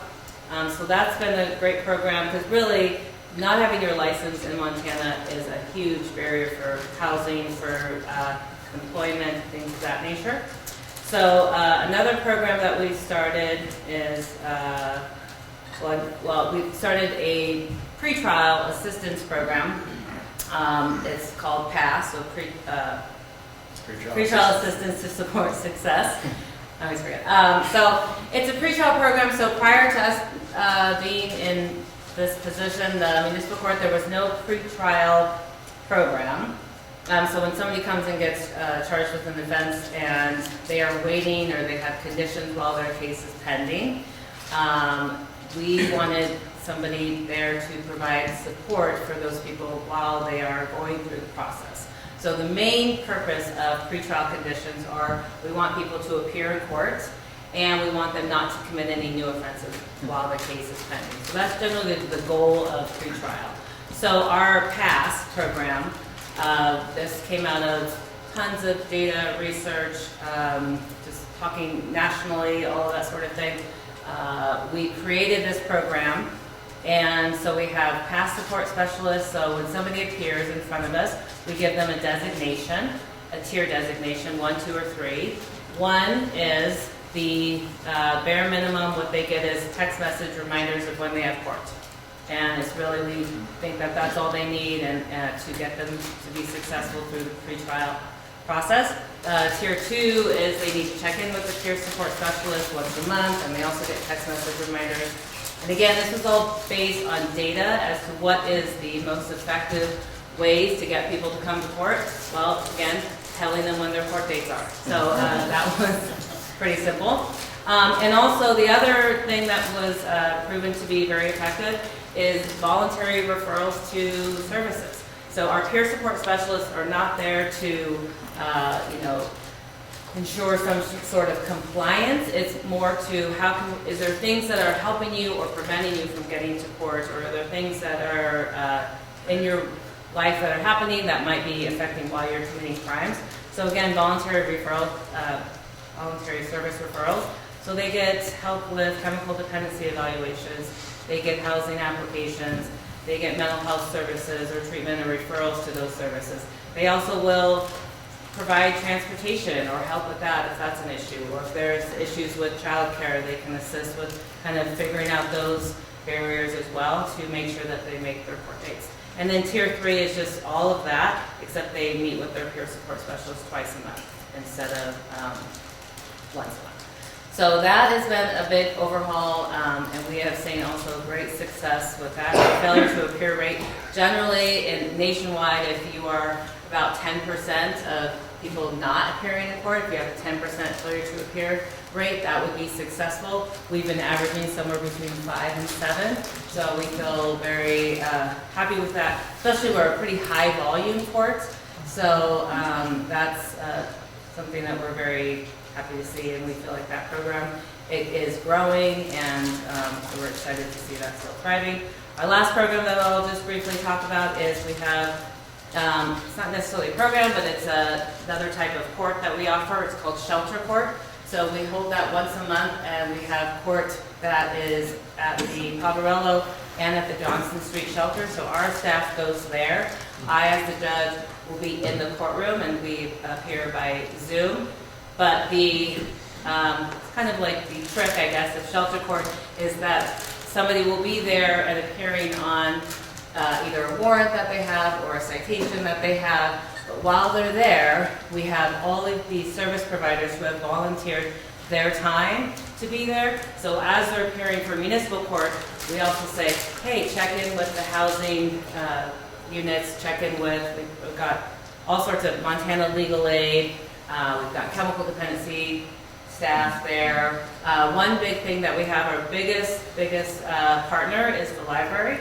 And they were actually the first providers that came to Shelter Court, just coming in and providing books, but also, more importantly, library cards to a lot of folks who don't have a lot of identification. And so with that library card, and then we can provide a booking photo for them. With those two identification pieces, they can then apply right there. We have a representative that can help them apply for their birth certificate and waive all the application fees right there. And with that birth certificate, they can get a driver's license or a Montana ID, which is huge when they want to apply for jobs, housing, and that sort of thing. So that all happens at Shelter Court, all kind of as they are clearing warrants and dissolving their pending cases. So that program has also just grown significantly, and we're hoping to continue to see that grow and provide other alternative locations that we're going to hold that program. Awesome. And then Eli will talk about a few other things we've partnered with. So one thing about courts of limited jurisdiction, we're dealing with misdemeanors, and what we tend to think about on a national level is the prisons are exploding, and we have more people in jail than anywhere else maybe in the world, things like that. That's the kind of national dialogue that we have about crime in the United States. But actually about 80% of the people that are involved in the criminal justice system are at this level. And so what we've been trying to do is look at, like, well, how can we reduce that? How can we make the community safer? How can we do it more cheaply? And so some of these programs are ones that we're instituting at a pre-trial stage. And so essentially the way that somebody gets charged, then they're in the pre-trial phase, and then eventually the case is disposed of in some way. And if there's a conviction and there's a sentence, and then they have things that they're ordered to do by the court. And so one is Judge Coolidge, mentioned, as we were all former public defenders, prior to getting elected, I did the involuntary commitments for the public defender for about 10 years. And around 2017, I saw something change. My caseload started to explode more and more. And this was at the same time that across the state, funding for case management dried up. And there were reasons for that I won't go into. But with the absence of case management, all these folks in the community that really needed somebody there to help them make their appointments or get them to a doctor if medication wasn't working properly, or just be somebody in their life that helps them organize their life. That presence was gone, and it led to more and more involuntary commitments, and some of those were leading to more and more involvement in the criminal justice system. Involuntary commitment being a civil process, although it goes through the court as well. And so case management was a missing piece, and I've actually talked to law enforcement who have also noticed it. So they were impacted as well as a result of having to be more and more involved and having to do things that really social work would be more appropriate for. And our police here have actually created an incredible program called CIT to help them build skills in interacting with some of this. So the municipal court is starting to do this through pretrial and the sentencing phase.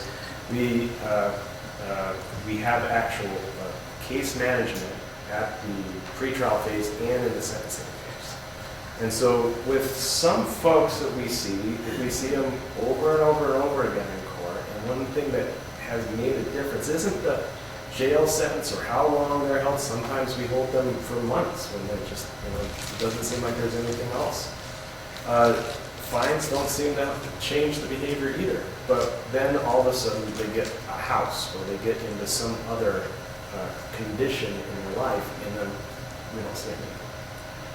And so that's the kind of thing that case management can provide, is somebody that's there figuring out what's going on in their life, that knows the community and knows the resources, and can help organize a plan to more granular level respond to the needs that individuals have, which then helps our entire community by reducing the number of offenses that are occurring. And so that's occurring at both the pretrial stage and also sentencing. We're moving more and more into that as well.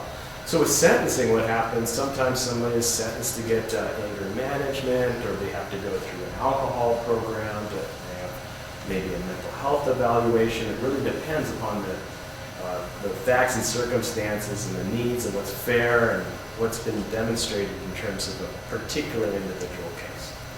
And so then, previously it was just, here's this sentence and now you go figure it out. And now when that doesn't work out so well, that involves more time from the public defender's office, from the city attorney's office, from the police force, because sometimes people just need a little bit of reminding, or a little bit of somebody that's in their life helping them understand what they need to do in the next step. And then when they don't do that, then they're in violation of their sentence, and they end up with a petition to revoke, which can result in a brand new sentence altogether. And so with this case management, we start to be able to deal with these issues more efficiently. And so that's one thing that we're trying to reinstitute here. It's just a sliver of what we can do in terms of the big, gigantic pie of need that our state has at this level. But at least we're able to do something at the level of people that are involved with our court. In addition, kind of similar to what's happening at Shelter Court, is we've created the Resource Action Day, and that is something that happens at the library as well.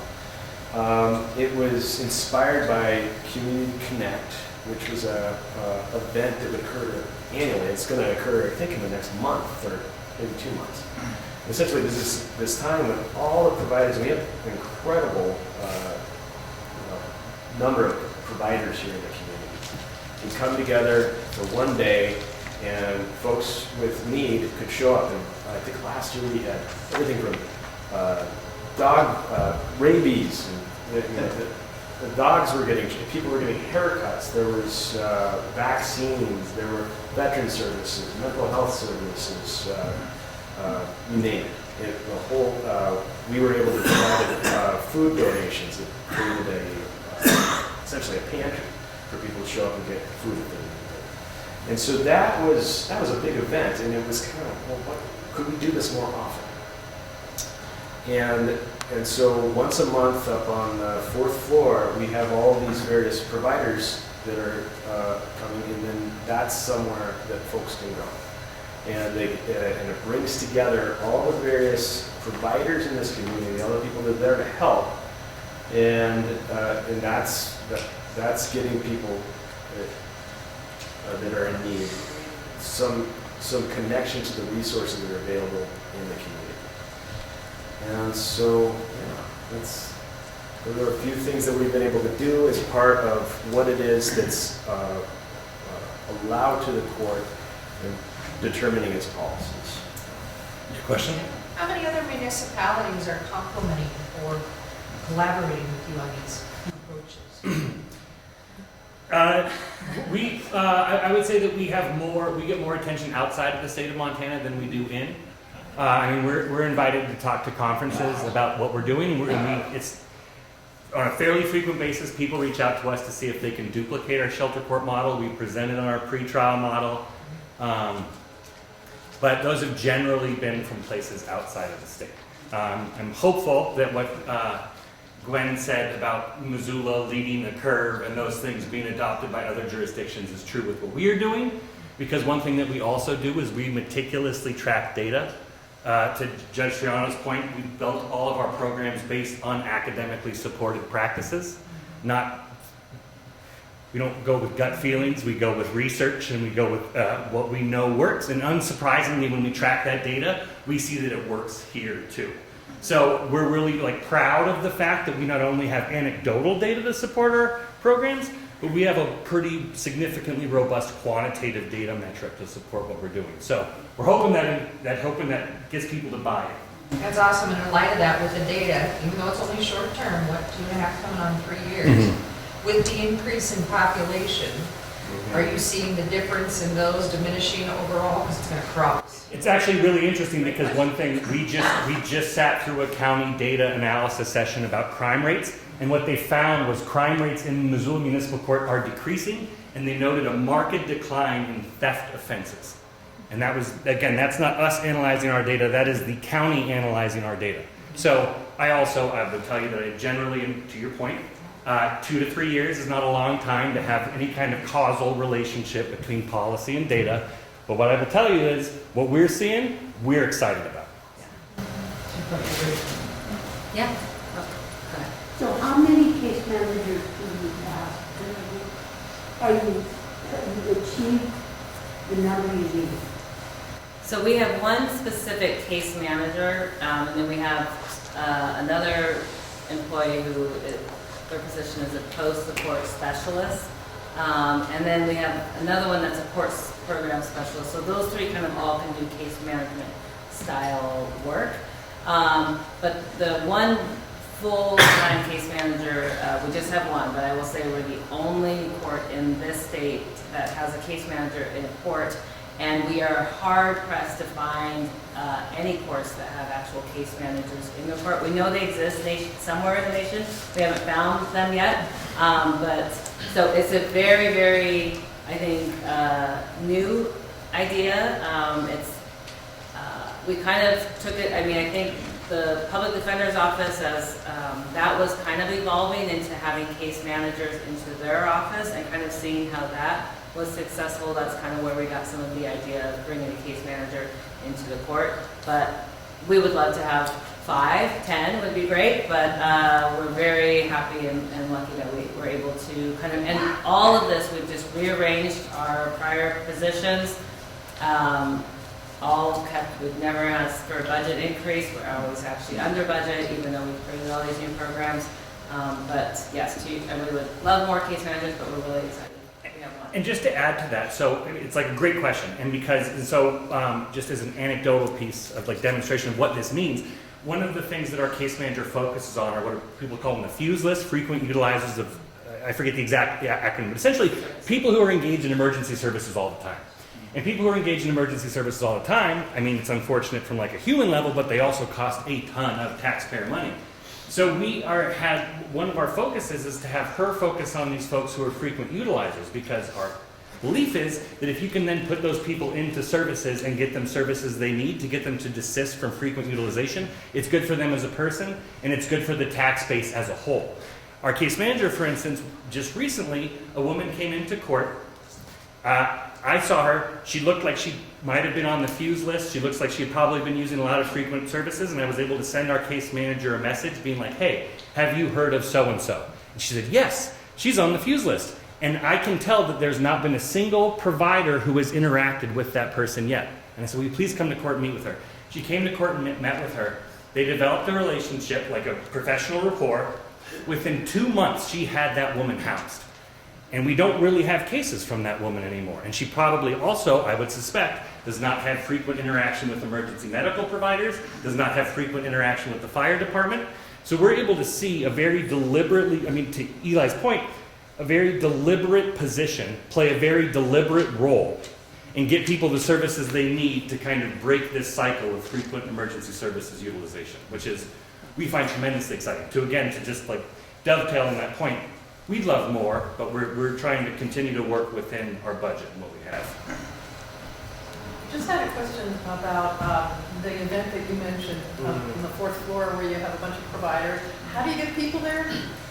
So word of mouth, I mean, a lot of people just know about it, but we also, we're going to we tell people in court, we have flyers everywhere, so it's called RAD, so if you see that. Pretty much just word of mouth, and it's pretty popular so far, but needs to be growing.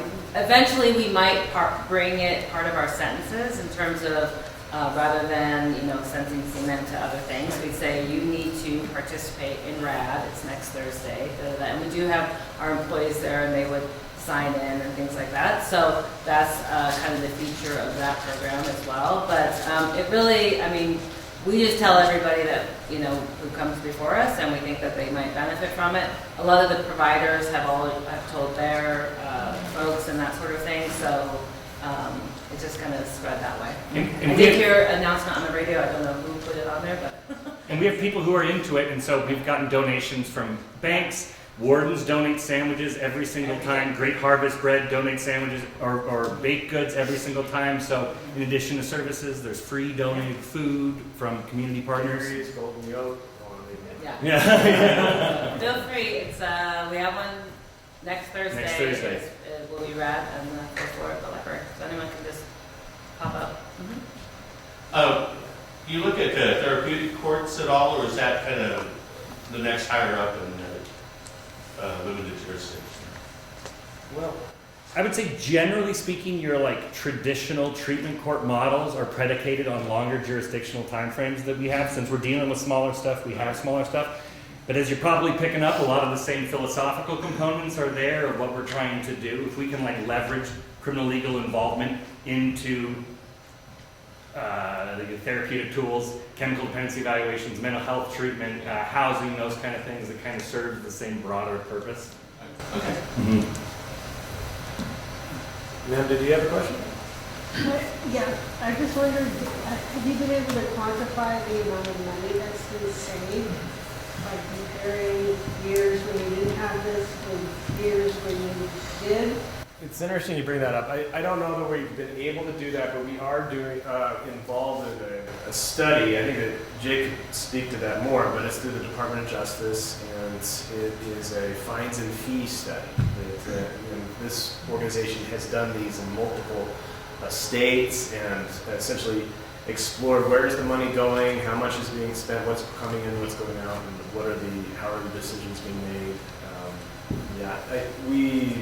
It's too soon probably to be able to answer it with I don't know. Well, there also wasn't a lot of data collection prior to us being here, which is just, it's general. I mean, that's kind of, unfortunately, the criminal justice system, that's always lacking, I think, data. And so, and I think it's really hard to put a number on the cost savings that we have incurred. I mean, in terms of jail days, it's hard to, I mean, we know we've reduced our jail population significantly. We know what it costs a day, but I don't know if I could actually, put an exact number on it. Yeah, it's an inherently speculative metric, right? Like what would have happened but for these programs, but things like we know that things are cost-saving metrics, like decreasing FTA rates is huge, and that like doesn't necessarily at first blush sound like it. But if you can decrease warrants, you decrease officers serving warrants. And if you can decrease officers serving warrants, you decrease people spending time in jail. And if you can decrease people spending time in jail, you decrease the pendency of their case. So it has a cascading effect. Even these like kind of somewhat mundane metrics that we are really proud of, like our FTA rates, we can speculate what they've saved, and I'm certain that they have saved, but knowing how much is a very tricky thing. But to Eli's point, we're trying. I have kind of a mushy question. For first-time offenders, at the misdemeanor level, what's your experience been with communications with person or families, if they're minor, or just how do you see that as, is that something that you think we need to address? Do you think there's need for better communication at the moment of arrest and when they first come to court? What's your experience with that? Communication with us to the person, or communicate through all the entities involved, the arresting authorities, the county jail, if they've been, if they've been in the jail overnight, the court, the family, if there's family present, is that something that needs to be negotiated in a different way for better outcomes? I could say that there is a stakeholder committee that coordinates, and this isn't something that originated with us. This is something in the city, through the police department, to emergency medical services, the sheriff's department, and especially the CIT program, that coordinates and looks at each individual case, kind of on this fuse list, and really does try to come up with more appropriate ways of responding. I'm not sure if that is what you're talking about, though. It sounds like you're not necessarily talking about the fuse list. You're talking about a regular like a folks. first-time offender, maybe it's their first contact with police, first contact with courts, and maybe that it could be a minor with family, or it could be a young adult. Is there work to be done there? I think there's a lot of work to be done, but the interesting part about when it comes to us, that window has passed, right? There's a lot of like police diversion tactics, or tactics is probably not the right word, but police diversion strategies that work, like diversionary things, like getting the social worker, the CIT on scene. If it's a mental health crisis, do you cite it, or do you get that person to a mental health facility? So there's like diversion along the way. There's a lot of prosecutorial-led diversion programs. But by the time they've gotten to us, not in the city, but the time they've gotten to us, they're already in, right? And so like when we see them, a lot of those opportunities have passed. But what I will say is kind of the question about first-time offenders generally. I would say like the vast majority of the people in front of us are first-time offenders. I mean, I think that there's this simplicity to view people who are criminally legal involved in like an othering kind of space. But we see a ton of people who are at speeding tickets, who like their insurance lapsed and they're appearing in front of us. They've never been before a judge before. There's parents with their kids who rear-ended somebody in the high school parking lot. I mean, when you think about like what a defendant is, like it is the community. And most of the people that we see are just members of the community who found themselves getting cited by a police officer for something. And that's the kind of stuff that we see every day. Like I say, when I reference to me being in open court, or any of us in open court, those are the folks that we're talking to my point about like approachability of the judiciary. Come watch us in municipal court anytime, and you'll see what I'm talking about. I think she had a question back there for a while. Do you have a thought about, I know you're talking about recidivism and things with some people that come through there and you put them through different portions.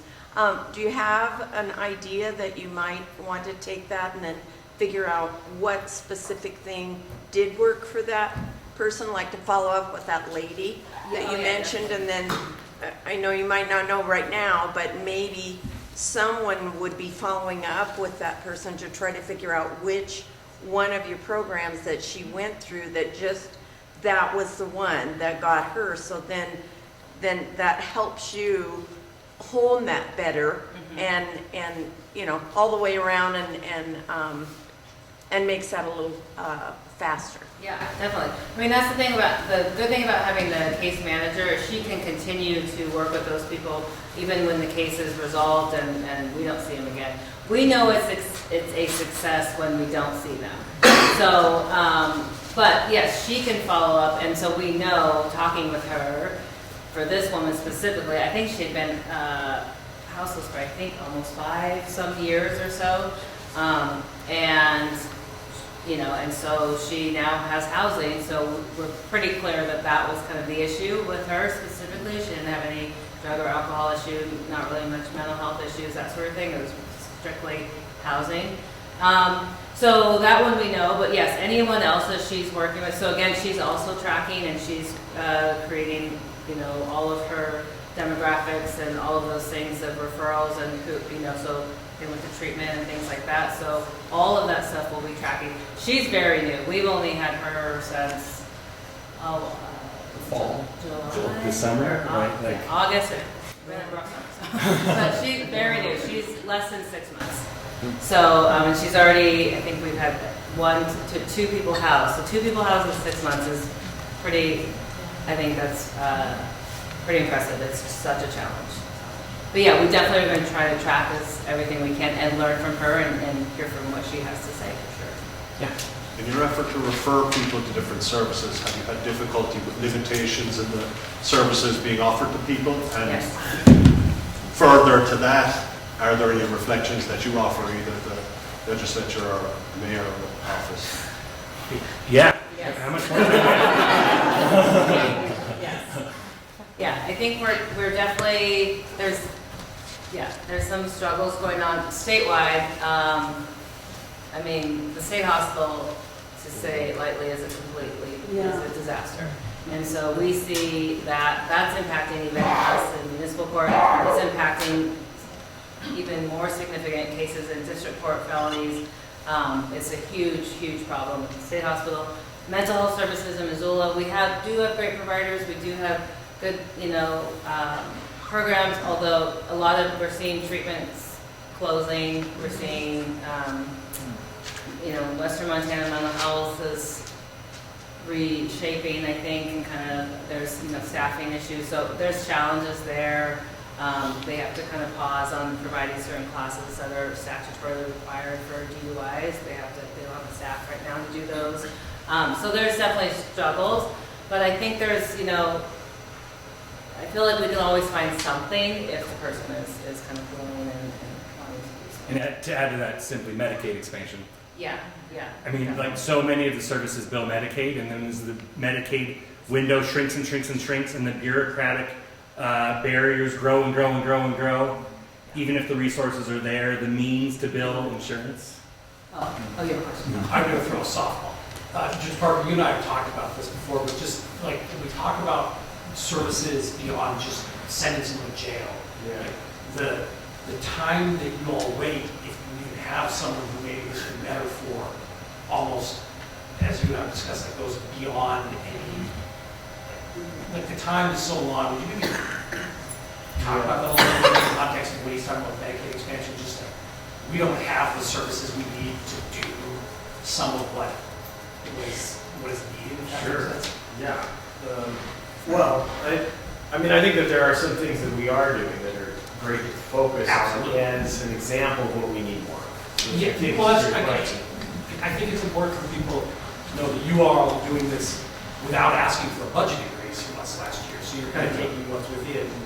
But the tools that people think of, like, oh, this person needs to be sent to rehab, or this person needs to be, it's not just that simple.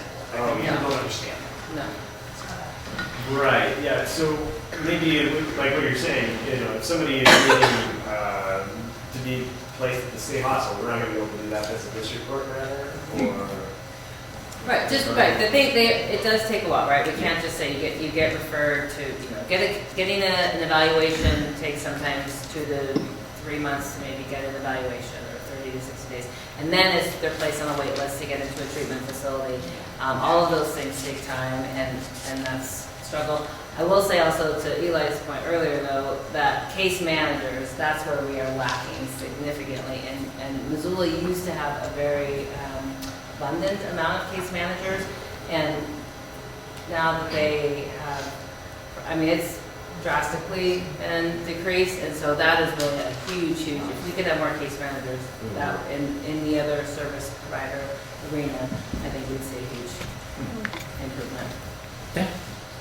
What can we do to support the changes that you're making? You mentioned that data was not tracked before you came in. How can we help with that? Can we make that a permanent requirement? Is that a policy change? What is that?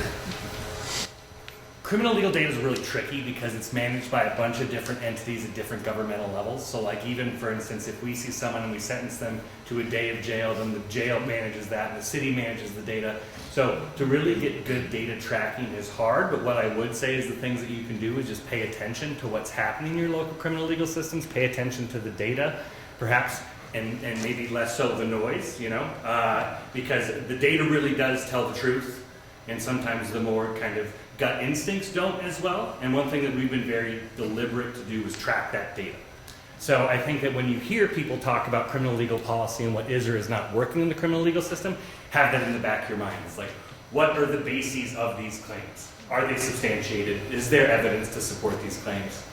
I think that's probably a big thing. Yeah, and I would say the county has taken steps. So they created, there was a countywide, it's a criminal justice coordinating council, CJCC.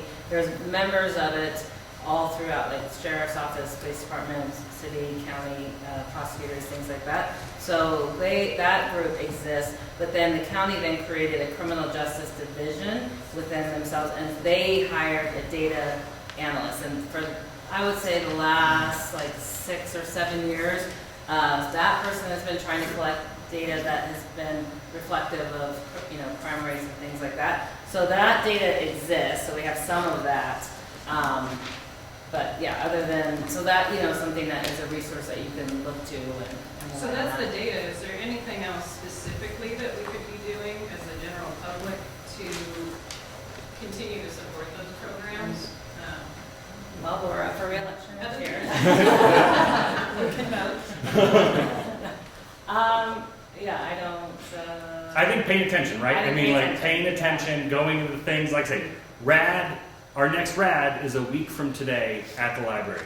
It's awesome. Just like go check it out. Or if you want to come see Shelter Court, or if you want to come into our court, or if you want to contact us.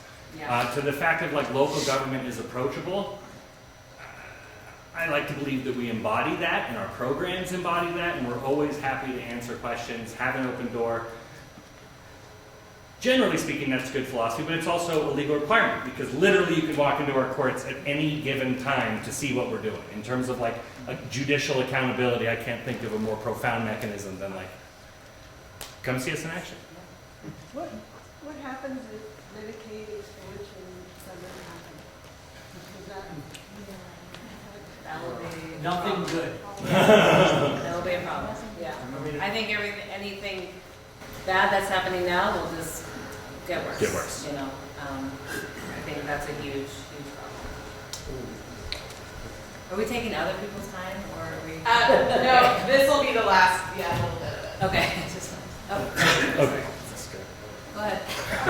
So you mentioned several times to pay close attention, which is really important, but the data, is it publicly available? And if so, how would we access it?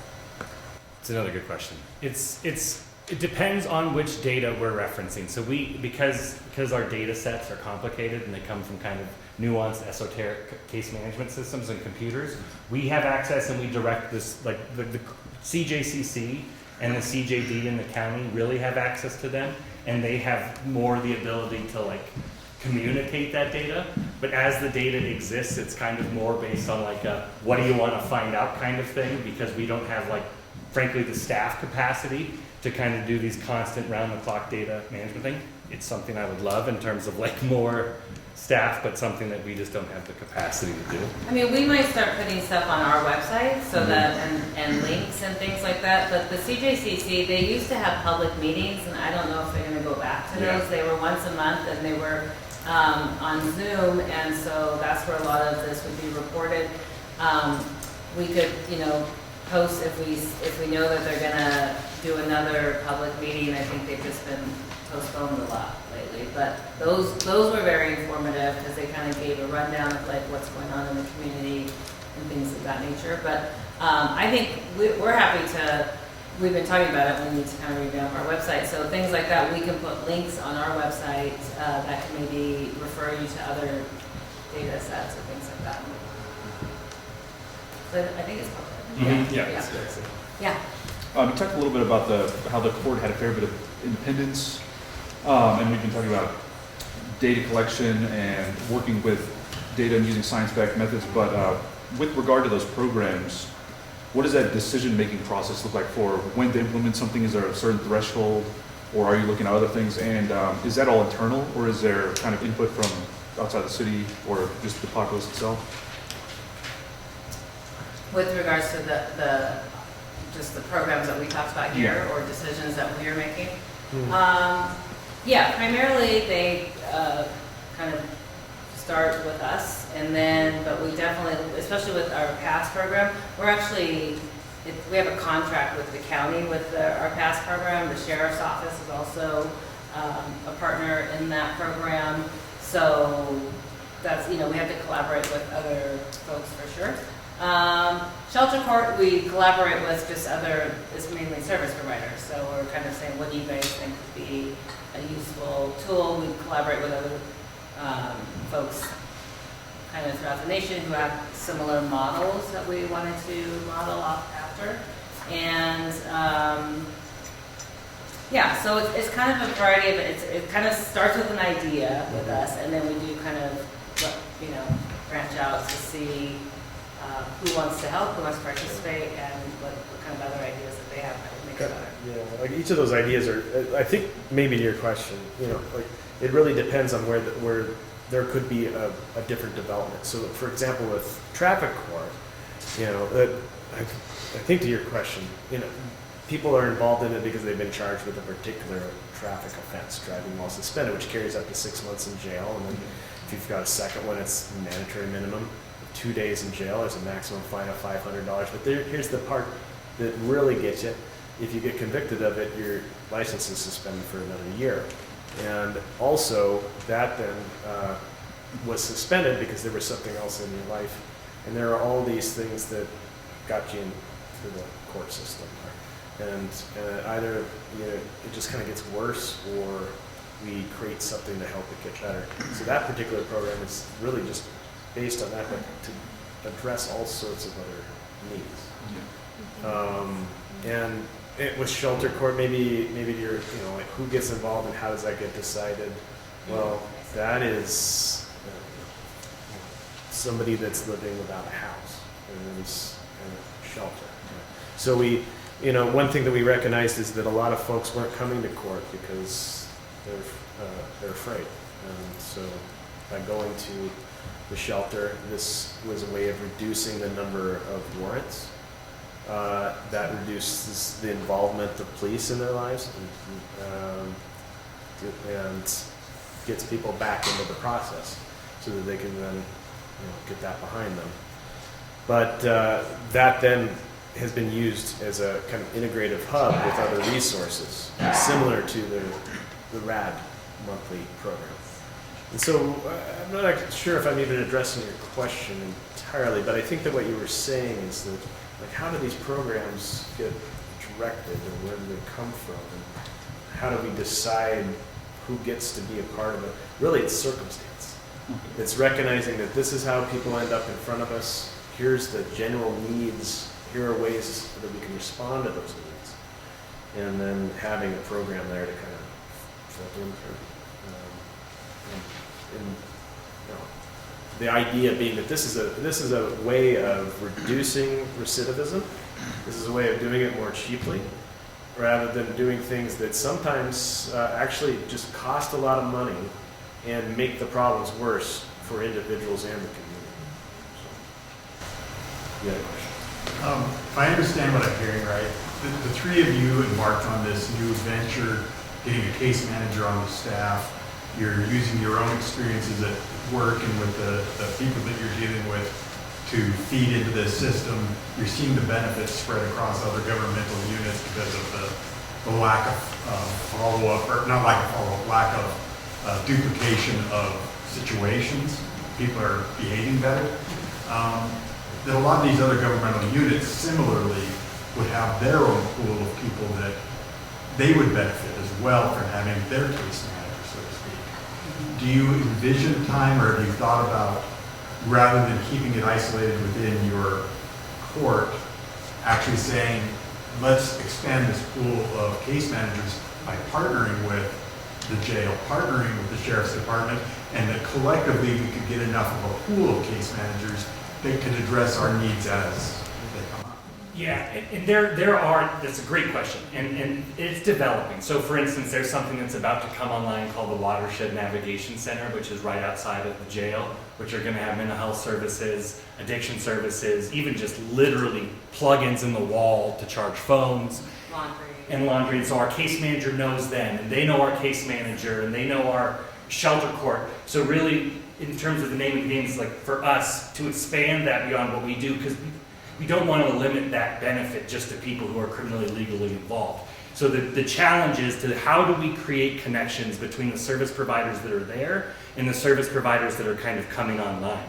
And we're trying to hit that from different angles with RAD, with Shelter Court, we're collaborating with other case managers in the community.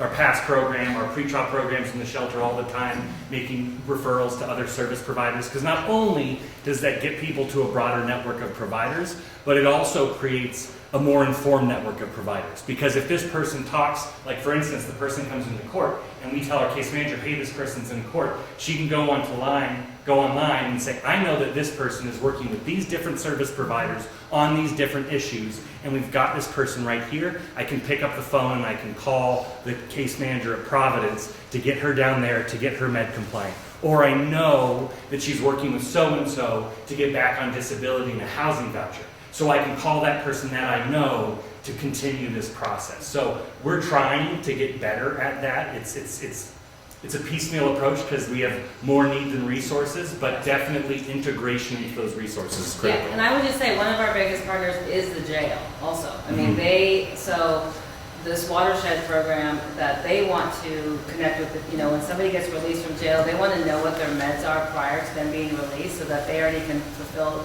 their prescriptions. So when they are out of jail, their prescriptions are right there for them. Our case manager is definitely going to be, I can envision, going to be the liaison to the jail and the watershed. So we are trying to spread her. We can't spread her too thin, but so the jail also contacts us if they feel like, hey, somebody's like not doing well in here. Can you send someone from your PASS program or a case manager? So we're definitely in communication. The jail used to have case managers there. I don't think they do anymore. So I mean, again, a lot of those people that used to be there are not. So we'll try to spread. I know that hopefully that people just get more case managers in their own units so that we can make it all collaborate together. Yes, Taking another direction, I heard the word election somewhere in there, and I'm wondering, you're the only 3 municipal judges we have, is that right? And are you all up for re-election at the same time? Yes. And this is all your first terms? Yes. And how long are your terms? 4 years. 4 years? And so, do you recall what percentage of the voting So I do a lot of work with the election office, and I'm always astounded at how little attention people seem to pay to the election of judges. Right. And being, another a very important arm of our government. Yep. You need better PR. And so, seriously, people don't, I just, in just our last general with the Supreme Court, people were just leaving it blank. Mm-hmm. Yeah. People don't know. Yeah. And so, It's challenging. I don't know, what are your thoughts about all that?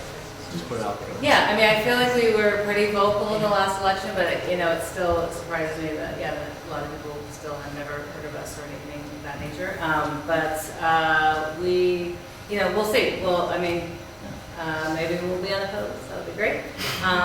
But we were about 68% we won. So that's pretty good. So it was pretty decisive back then. So we're hoping we'll see how that goes. But yeah. Okay. I know. Thank you. Sorry.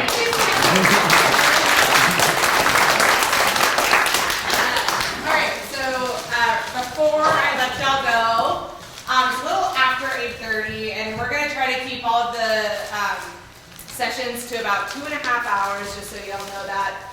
I really want to just have everyone give a quick introduction. This is going to be your cohort for the next 6 weeks. Every session we'll be doing some icebreakers and things like that. So I'm just going to have y'all go, we'll kind of go line by line really quick and just say your name and your neighborhood for now. and then we will wrap up. So, thank you. No, you're good. You're good. Sir. My name's Mark. I'm Ward 4. Awesome. Then the north side. So, we'll go to you, Jane. Oh, I'm Jane, I'm Ward 4. Jane, please. I'm Matthew, or Matt, and I'm Franklin to the Fort in Ward 6. Hey, I'm Lori Franklin, right on the cusp of right on Lolo Street practically, so a cusp between Upper and Lower. Blackwell Hawthorne, Ward 1. Robert, Ward 3, I walked here. Josh, I'm Ward 2. Great. And if y'all could say your neighborhoods only for my benefit, I'm the neighborhood gal, so I love to know the neighborhoods, but. I'm Robin Childers. I live in Wapakia neighborhood, which is in Ward 5 on the south side. I'm Lauren. I live over in the west side. I'm Andrew. I live in Franklin Fort. I'm David, John Mullins, Captain John Mullins. Awesome. That's your Diane Helen with Captain John Mullen. Julie Maloney, River Road. Megan McKay, River Road. Ellen Rice, University, Ward 2. Mary Olson, Grant Creek, Ward 2. Katie Stadna, Ward 2. I am near Hellgate Elementary. Jenny, University District, on your leadership team, come visit. Ward 3. Landon Weston Felder, Upper Grant Creek, Missoula County. Awesome. Oh, I forgot. There's two. Okay, we'll go. Yeah, we'll jump this. No, you're good. Lee Martin of Nebraska. Summer Nelson, River Road. Naomi Hardin, Missoula. I'm Wyatt, and I'm also part of Missoula. Sean Hayes, Rose Park. Right, and then, let's see. Oh, we already, okay, there we go. Molly Mohan, Rose Park. I'm Erin, Rose Park. Kat Franchino, Southgate Triangle. Emma Simons, Franklin Fort. Sweet. Audrey Hayes, Rose Park, and Ward 4. Kelly Hess, Lewis and Clark. Craig Stolberg, University, Ward 4. Awesome. Then we got land. Okay. Awesome. Well, thank y'all so much. Thanks for sticking around just a little bit longer. But remember, we'll be here at 6:30 p.m. next week. Yeah, next week. But we're going to be in this room again. So